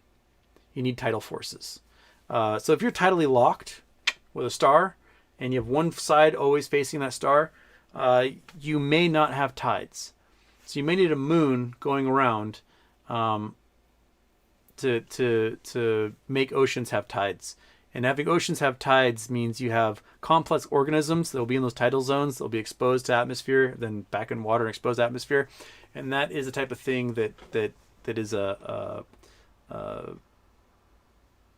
evolutionary push for adaptation. I think we exist because we have a moon. And that's the only reason human beings got to this point, was that life on Earth needed those tides to be able to get out of the water and onto land and develop the mechanisms necessary to be creatures on land. There's a fossil called Tiktaalik, which was found up in Nunavut in Canada. And if we go to scene, Google The Google Earth button isn't working. It's just not. That's all right. All right, Stream Deck, you little jerkwad. We're gonna have to do Google Earth the hard way. Okay, so if we go and get out of here, we go to northern Canada, up to Nunavut.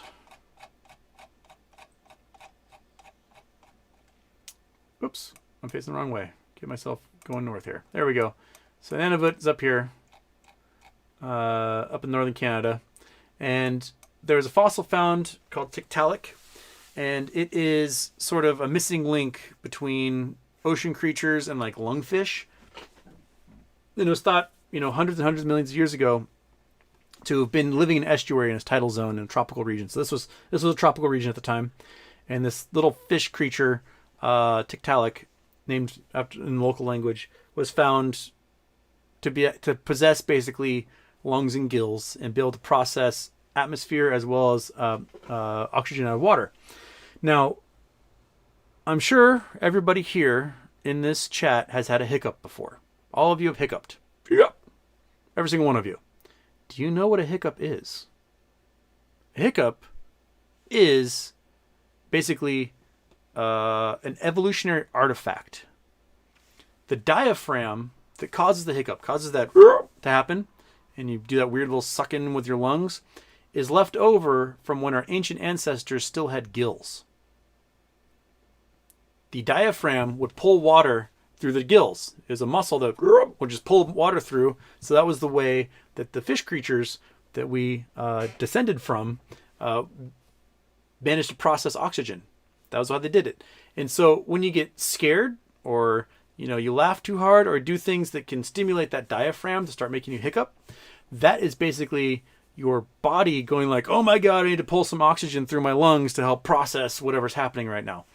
And so that evolutionary artifact of your diaphragm still existing is because of a creature like Tiktaalik existed. That it was the cross between when there were things that lived only in the ocean and things that could live on the land. It was that creature that blended both worlds, and was that link in the chain. That if you go back 10 to the 10th grandparents, they're all going to be like slimy little fish things. That's just how it works. And it's weird to think about that, somewhere down the line, as you get through enough grandparents, you get to a little mouse creature. You go through enough grandparents, you get to a little lizard creature. You go through enough grandparents, you get to some sort of hybrid amphibious creature. And you get through enough grandparents, all of a sudden you're a fish in the ocean. You get through enough grandparents, all of a sudden you're slime, like popping around, or a crustacean of some kind, whatever. Like that is our past, our history. And so in order for us to evolve to a higher state, we need a moon to give us those tidal regions for us to evolve. And that's, I can't prove that, but that's just makes sense to me. Like, why else would there be a driver for something to leave the ocean if there's no forced time during the day that would cause them to leave ocean? And then if you got a tidally locked planet, talking about where the same side faces the sun all day long, the dark side is going to be cold as hell. The front side is going to have probably regions that are absolutely inhabitable near the equators, and towards the poles might be more temperate. But what would be the evolutionary drivers that would allow creatures to adapt? You don't have seasonality, so you're not going to have differences in body shape and whatnot. I think it's hard for tidally locked planets. It's hard for planets without moons to have these evolutionary drivers that would cause intelligent life to form. I could be wrong, and we may meet some aliens someday that prove me wrong. But I think the situation that Earth has is unique, and that's what makes us special in the galaxy. Is that not a lot of planets are in habitable zones in that Goldilocks zone that also have big moons attached to them that offer tides. So yeah. Yeah. All right. 3:35. I got about 25 minutes left, and then I got to meet my little sister to do some Christmas shopping. So, 'tis the season, right? Okay.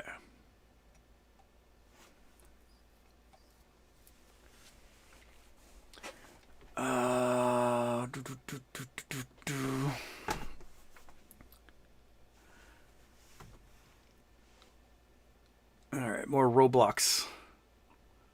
All right. I'll have to look up Roblox because I have no idea. There are problems, and it was highlighted. You guys ever watch Silicon Valley, that show? Where they like turned their app into a chat and then sold that, or got taken by Hooli or whoever it was. And then it was revealed that they never had the part of the user agreement that verified their users were 13 years or older. And then all of a sudden, like, the app got taken over by like little pedophiles. I wouldn't doubt if Roblox has some sort of problem in that world.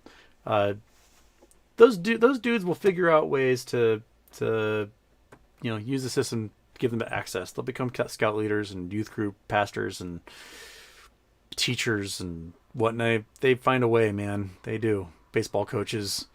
They have one goal in life, and that is to be a pederast, and they'll figure out ways to do it. And if Roblox gives them the avenue without any moderating, and then they might be liable for what happens as a result of that. Okay.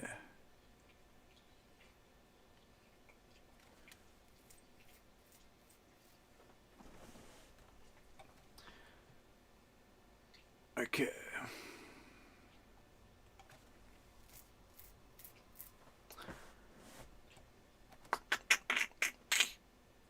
BKKT to accept all cryptos converted through MasterCard at destination. Short squeeze incoming tomorrow.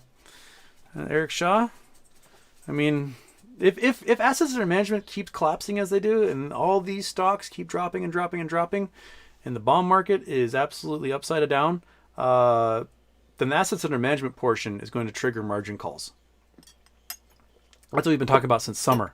Is if assets under management shrink enough, then their liabilities to these meme stocks and things they've shorted become untenable, and they face margin calls, and they're gonna need liquidity. And so, and I was looked like crypto was dropping again today. After hours went up. That's good. I'll take that. So we got a little after hours action on GameStop. I'll take that. Bitcoin's back up again. After hours, they all went up again after just crashing hard for a moment there right before close today. But even then, they're still far away from highs. Dogecoin's at 16 cents. Ethereum's below $4,000. Bitcoin's, bounce around 46, 45. They're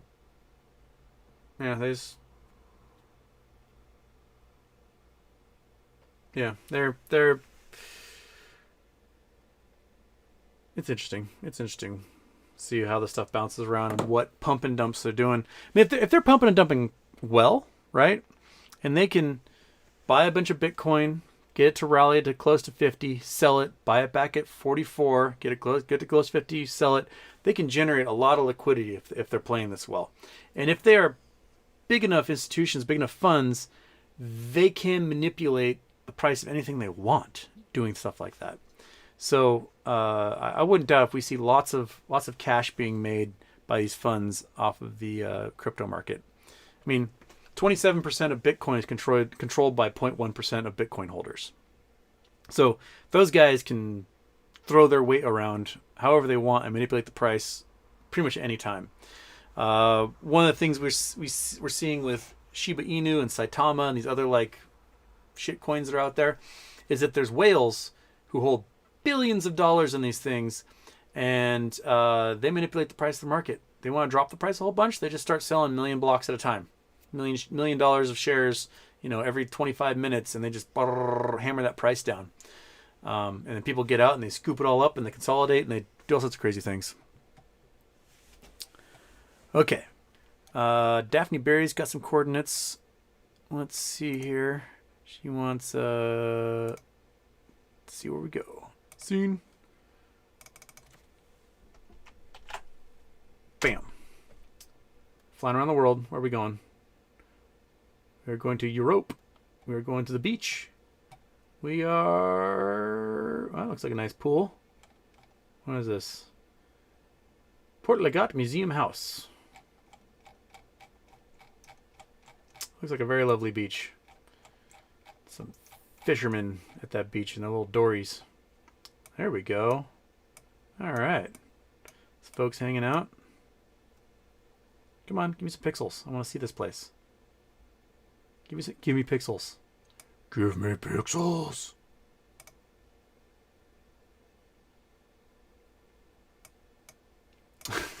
Like how one half of the image is high resolution and the other half of the image, there's no resolution. It's a picture of a potato, Google. So there we go. All right. There we go. This one clear out? It did. All right. There's a dog. Let's go see that dog. Come here, dog. Say, come here, dog. Come here. Come on, dog. Come here. Come here, you little dog. That's as far as I can go? Let me go any further. All right. But, you know, the dog's checking things out. And the image got... Give me pixels. Give me pixels. So I don't know what this place is. What is this place? Come on. Come on. Full article. Something about Salvador Dali. Is that what I saw? Is my internet dying? Because nothing's loading anymore. There we go. Oh, Salvador Dali House Museum. Okay. That's where Salvador Dali lived and worked. Cool. Well, there you go. On my travels, I'm going to have to visit there. There's a labyrinth. Well,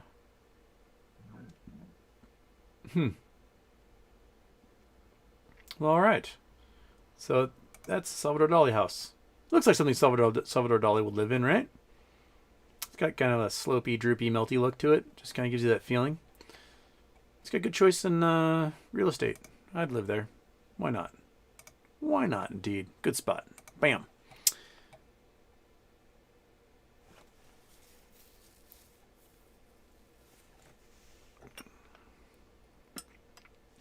Well, I got some Russians showing up. Trying to get everybody on their webcams. All right. Everything's Cyrillic and it says webcams.com.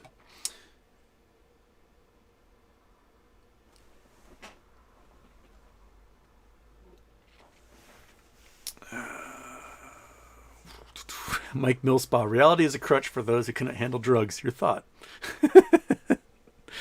Well, I'm a square, so I guess you might be right on that one.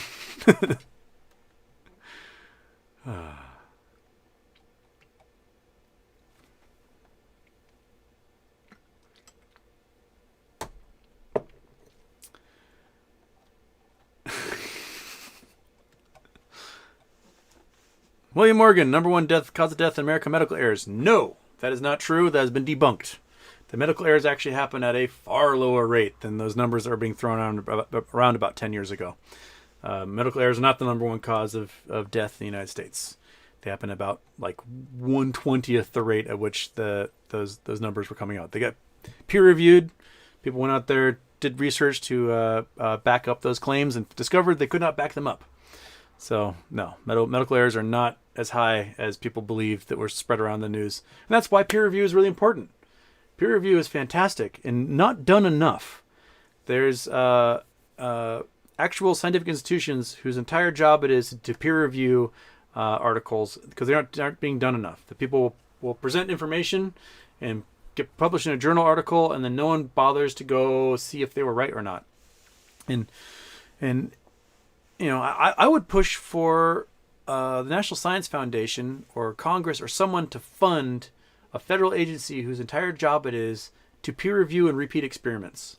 That if an experiment comes along in a notable scientific journal, that this group of scientists, their entire job it is to repeat the experiment and see if they get the same results and then publish.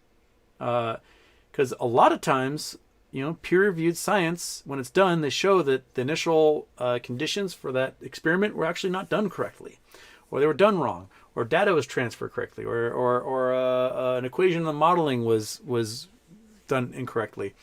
And this is why peer-reviewed science is really important, because if you only do an experiment once, there may have been flaws in that experiment that led to a certain outcome, and people may be, you know, living their lives trusting flawed science, and that's why we have peer review. That's why we've got these scientific conferences where scientists get drunk and yell at each other And they're so much fun because screaming and yelling at each other at a scientific conference is one of the most fun things you can ever do in your entire life. It's a blast. We love it. It's why we got into science. To be like, no, I'm right and you're wrong, and because of this information. We love the debate. It's the most fun part of the science, I think. Okay. William Morgan, scientific results can be easily bought. Yes, they can, but you can't buy the peer review. That's the thing, is that you have these scientific institutions that were created to make by Philip Morris to make cigarette smoking seem like it's healthy, right? So you have all these scientists and doctors that are producing all this data saying, oh, smoking isn't bad for you, it doesn't cause cancer, it makes you have a big old dong, and you get all the ladies, so you should smoke cigarettes. And then another scientific institution comes along and says, oh, actually, we peer reviewed that, it didn't work, it's a lie. And then you get gigantic lawsuits where Philip Morris is sued for $50 billion. And now you have to look at those truth videos of high school kids saying, it's not cool to smoke, man, for the next 100 years because they're paid for with that settlement.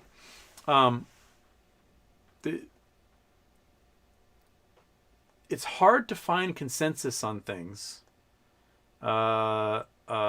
if you are presenting bad data. So you have the carbon lobby, the coal and oil companies, they produce scientific papers that show that, there is no climate change. Climate change isn't real. Burning oil doesn't affect the environment. It's natural. What's happening is totally natural. And then you read things like, 97% of climate scientists say that the climate is changing. And you got the 3% minority saying, no, it isn't. Well, look at who their funding is. They're getting funded by ExxonMobil. They're getting funded by BP. They're getting funded by, a coal company here and there. So yeah, scientists, everyone has a price. I'll be honest. If ExxonMobil slipped me $1 billion right now, I'd be like, hey, climate science isn't real. I have a price. I'll make $1 billion off of that. Why not?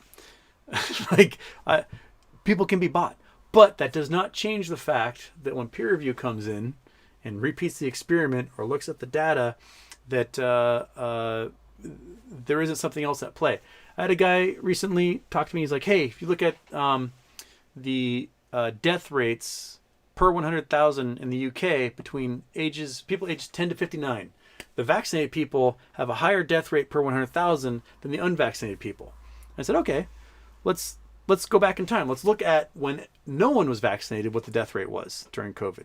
And that 10 to 59 age group, if no one was vaccinated, 50 million people in the UK that weren't vaccinated, the age group, the death rate was 4 per 100,000 people, which is, it's a little high for natural death in those age ranges. And then all of a sudden you come down to a year later and the vaccinated portion is at 2.2 deaths per 100,000 and the unvaccinated is at 0.9. You're like, wait a minute, that's weird. Why are these two groups so different? Why are the vaccinated dying at a higher rate than the unvaccinated? We have to look into the data further.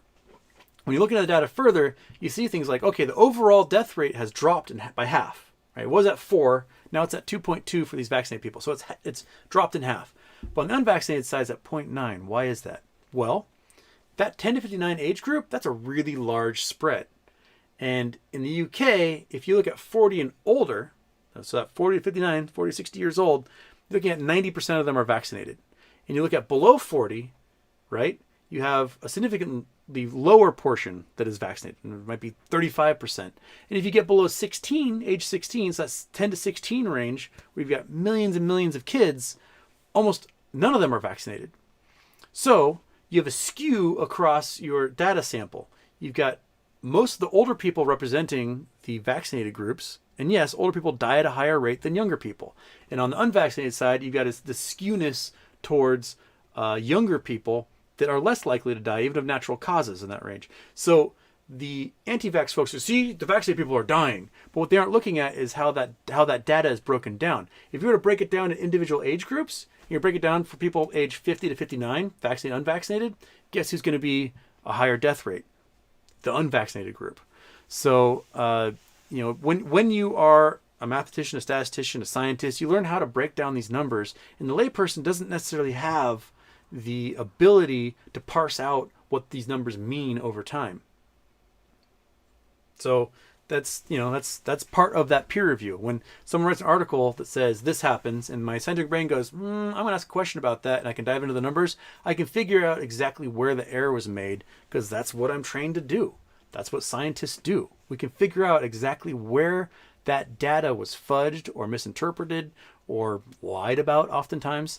And so that's why peer review is so important. You gotta review with your peers, man. Then argue with them and yell and scream and then get drunk at a party. That's what we do. Oh no, I'm out.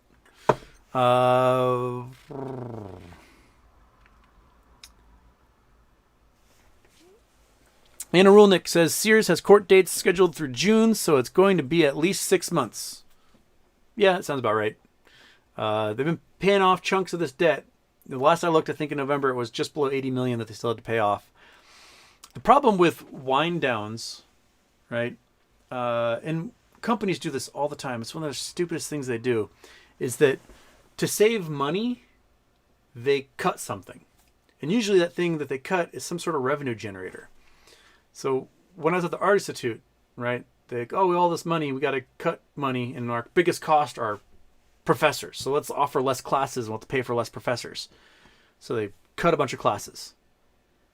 Okay, but your classes are your revenue generator. So if you all of a sudden aren't offering this one particular class that students need to graduate, A, they can't graduate, and B, they're not paying you money to be in that class. And so the powers that be go, oh man, our revenue dropped a whole bunch. Maybe we should cut some more classes. And they cut even more classes. And before long, the school goes from 3,000 students to 500 students.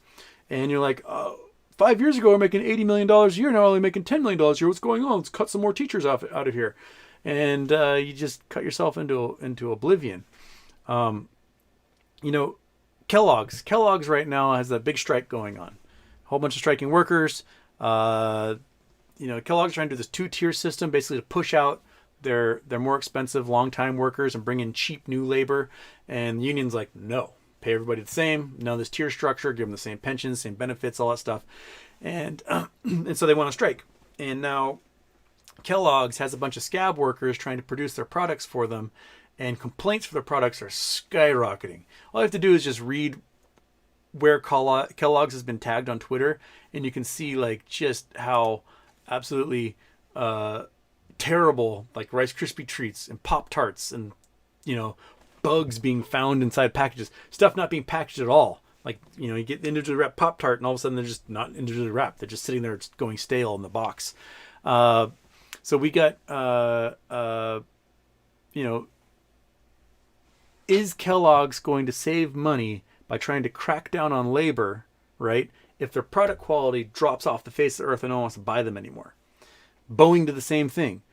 Boeing wanted to get rid of their union labor in the Northwest and move to other places around the world where they could have cheap labor build their products. And so one of the big plants they built was down in South Carolina.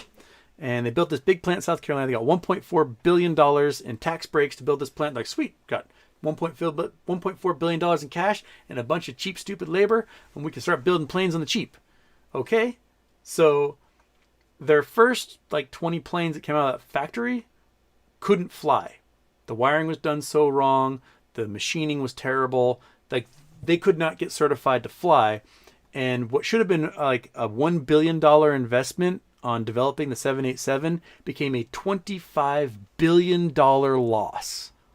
So to save $1.4 billion cost Boeing $25 billion and like 5 years of development on the 787, and a whole bunch of bad news that resulted in people not wanting to fly on the 787 because they parsed out all this stuff to untrained, unqualified labor because it was cheap. So sometimes cutting costs do not save you anything in the long run.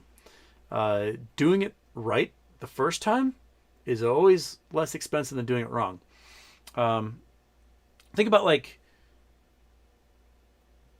one example. All right, when I was in college, in Hilo, Hawaii, there was Walmart, and there was like a little mall that had like a Sears and a JCPenney's in it, and it was not that big. But everyone did a lot of shopping at Walmart, and I refuse to shop at Walmart. I just refuse. Their products are crap. I'm not shopping there. I don't like their business practices. I'm just not going to go. I'm going to spend my money elsewhere. So I go to this smaller shop, and I remember I needed 3 white T-shirts for something, and I got this package of Hanes for $20 or whatever, 3 white t-shirts in it. And my roommate was like, dude, at Walmart, that, 3 white t-shirts for like $9. Why are you spending $20 for these 3 white t-shirts? And I said, because these 3 white t-shirts will last me a decade, and the 3 white t-shirts at Walmart will last me 6 months before they fall apart. And so in 6 months, I got to buy 3 more white t-shirts for another $9. In that 10-year span, I've had to buy 20 packages of white t-shirts and spend nearly $200 doing it. Whereas I could have just spent $20 once and had 3 t-shirts that last me a decade. So sometimes when you're looking for a deal, you don't get one. You're actually getting screwed in the process. And this is one of the things that makes being poor really expensive. Because the rich person is going to buy one quality product that's going to last them a lifetime, and the poor person has to buy that same product over and over again every few months or every year because it keeps breaking because it's made with crap because they can't afford the good product. There's a quality difference between a Gary Fisher bicycle and a Huffy bicycle. The poor person is going to buy the Huffy because that's what they can afford, and it's going to rust apart and fall apart. The components are going to fall off. The person who spends thousands of dollars on a Gary Fisher bicycle is going to be fine. They have a bicycle that's going to last them a lifetime. The rich person who can afford an Aston Martin is going to get a higher quality than the poor person who can afford a Nissan Versa. Nissan Versa is going to fall apart in 5 years, and they have to buy another Nissan Versa. So there's definitely an economics of affluence at play that comes to quality and long-term investment. And the reason why rich people stay rich is because they don't have to buy crap over and over again. They don't. They can buy a quality product and they're good to go. So saving money doesn't always save you money. That's the lesson to learn there. Oh yeah, I forgot I was out of water. So yeah. All right. And Wildcat, thank you, Wildcat, for the super chat there. All right. All right, we got a few minutes left before I got to meet up with my little sister. So, man, the webcams guy is really jumping in here. I'm going to have to, can I get rid of this webcams chat, hot girls? We're going to report unwanted, no, pornography. You get reported for pornography there, webcams. Okay, done. Okay, thank you for taking care of the porn bots that are jumping in here. My lovely moderators. I owe you guys so much. I don't have to deal with this crap when they come running through here all the time. Curtis, has Evergrande been moved to D status yet? Getting harder to find real numbers on this now. I was reading something the other night that they've been they keep getting downgraded. And what it sounds like is that the creditors don't want to record this stuff until the last minute. They want to give them every opportunity they possibly can to get some sort of money out of them. And so they aren't going to drop the hammer on them probably until we get close to the first. Until they're like, we got to do the write-offs. We can't afford to make this a write-off for next year. That's going to affect everything going forward. And so we probably won't get an official Evergrande is defaulted, hard default, until then. So, I mean, they're being liquidated, but they're not being liquidated to pay off their creditors. They're being liquidated to pay off Chinese people. So, yeah.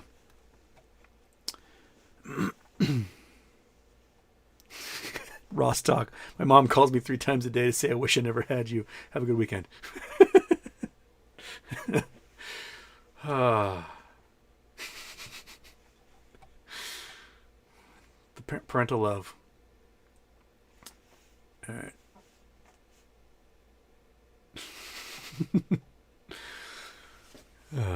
All right. Hiccup is a burp silent. Have you ever hiccuped? When I get on a good one, I hiccup and burp immediately. It's an awful cycle and won't stop. Yeah, and there's also the people that have the hiccups that don't go away. My sister, my older sister, she has a permanent hiccup that's about once every 45 minutes for her entire life. And her hiccups are like, they sound so weird. But yeah, she hiccups once every 45 minutes and then that's it. She's been doing it her entire life. So she can get away with it. It's almost like a Tourette's at that point.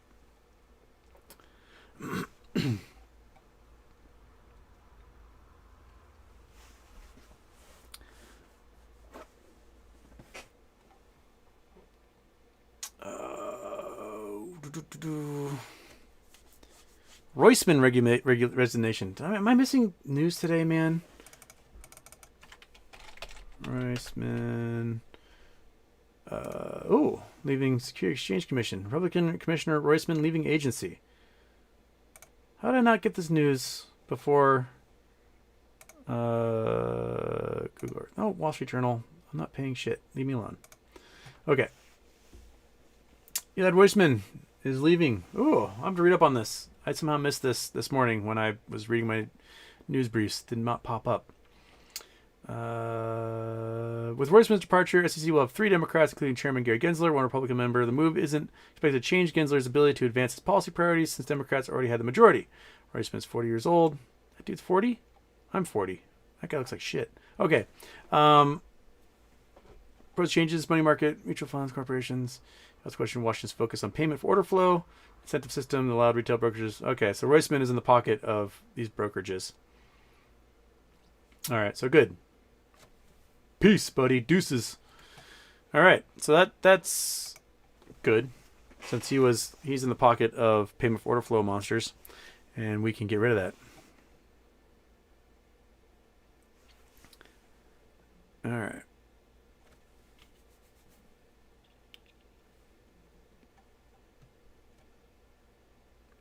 All right. Julianne got some coordinates here to get close to signing off on the show for the day. Gotta go back to there. Gotta go Google Earth. Google Earth. The button for Google Earth isn't working anymore, folks. I don't know what's going on. So I gotta do it manually again. Bummer. That's bummer. It's a bummer, man. Coordinates for Julianne. All right, we're flying across the ocean again. We're going North America somewhere, and we're on top of a hill. We're on a mountain called Pilot Mountain, North Carolina. I bet this is a cool mountain. Oh, look at that. All right, a little parking area, but there's a great view up here of the Appalachians, right? Whoops. Ah, no! What's happening? What's happening? Something happened. There's my spot. All right, I want to zoom in on specifically that spot. Can we rotate around and see what's happening in this world? I can. Oh shit! Ah! Rotate, rotate, rotate. There we go. Nice little tabletop mountain there. Nice mesa. That's gonna be definitely limestone. All right. Back up. Zoom out. Go to the Wikipedia. Pilot Mountain, North Carolina. Metamorphic quartzite. Monodoc. That's quartzite, not really. Not limestone. Interesting. Rock quarries being birthplace of Andy Griffith. Whoops. Can't see it because full article. That's what we want. So you guys can actually see what I'm reading. Go. Full article. There we are. Pilot Mountain State Park. Not very tall. 2,000 some change. 20 miles west of Winston-Salem.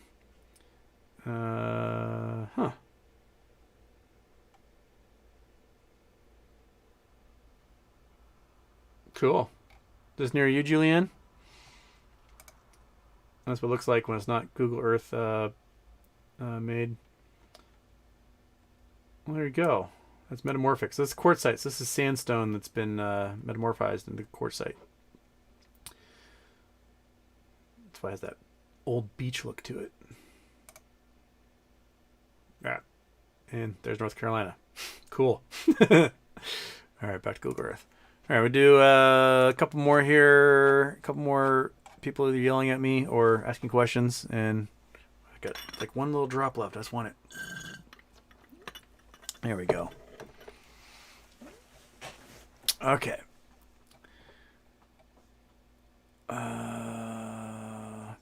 Liz Clayman's whistle. The infrastructure across the country is horrible condition. I've driven coast to coast, taking many routes for 5 years. I was shocked at how bad it was everywhere.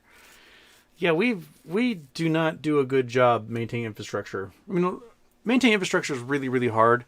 But in America, we are definitely in the patch and replace form of infrastructure. If you go some places, you go to Norway or you go to Japan, their methods for paving roads is like, let's say it's construction of a big building, and you need to cut open the road to be able to work in sewer pipes or utilities of some kind. The United States will cut that hole and we'll pave it over with this patch that'll be terrible and fall apart. In Japan or Norway, they will cut up that entire section of road and just repave the whole road. And it'll be seamless and it'll be beautiful. And we just don't do that here because of the way that our contracting system works, where we don't have government contractors that are owned by the government, like these government construction companies that are just on salary and their job is to just build infrastructure. Instead, we've got this bidding process that takes forever. It goes to the lowest bidder. And that lowest bidder is trying to save as much money as possible, so they're going to do the crappiest job they can rather than just doing the job they're supposed to do. And it rewards bad work. We will pay somebody a whole bunch of money to do a terrible job, and then 3 years later pay them again to do the same job because they were the lowest bidder. And that's part of that whole, like, trying to save money costs you money in the process, longer in the process than just doing it right. The ferry terminal here in Seattle, they're rebuilding the whole ferry terminal. They're putting in these new pilings, and they had the opportunity to coat these pilings with a certain type of paint that could go on and protect the pilings for a number of years. And they said, oh, paint's going to cost us an extra amount of money. Let's just put the pilings in without the paint. And they're discovering that they're corroding so fast that in like 10 years they have to do it again rather than just having these pilings last for 100 years. So to save themselves a few pennies is costing them an absolute fortune in the long term, because they have to replace this stuff again anyway and probably pay for it to do the next time around. Yeah. So there you go.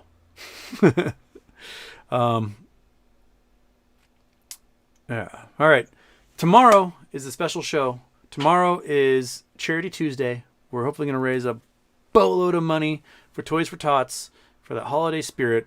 I've got Laser Haas coming on, the former CEO of eToys. He's going to talk to us about his experience of being the victim of these short attacks and vulture capitalism and Bain Capital and all those guys that are dirty dogs, and they use the loopholes to their benefit to destroy companies and get people fired and ruin lives to make themselves a quick buck.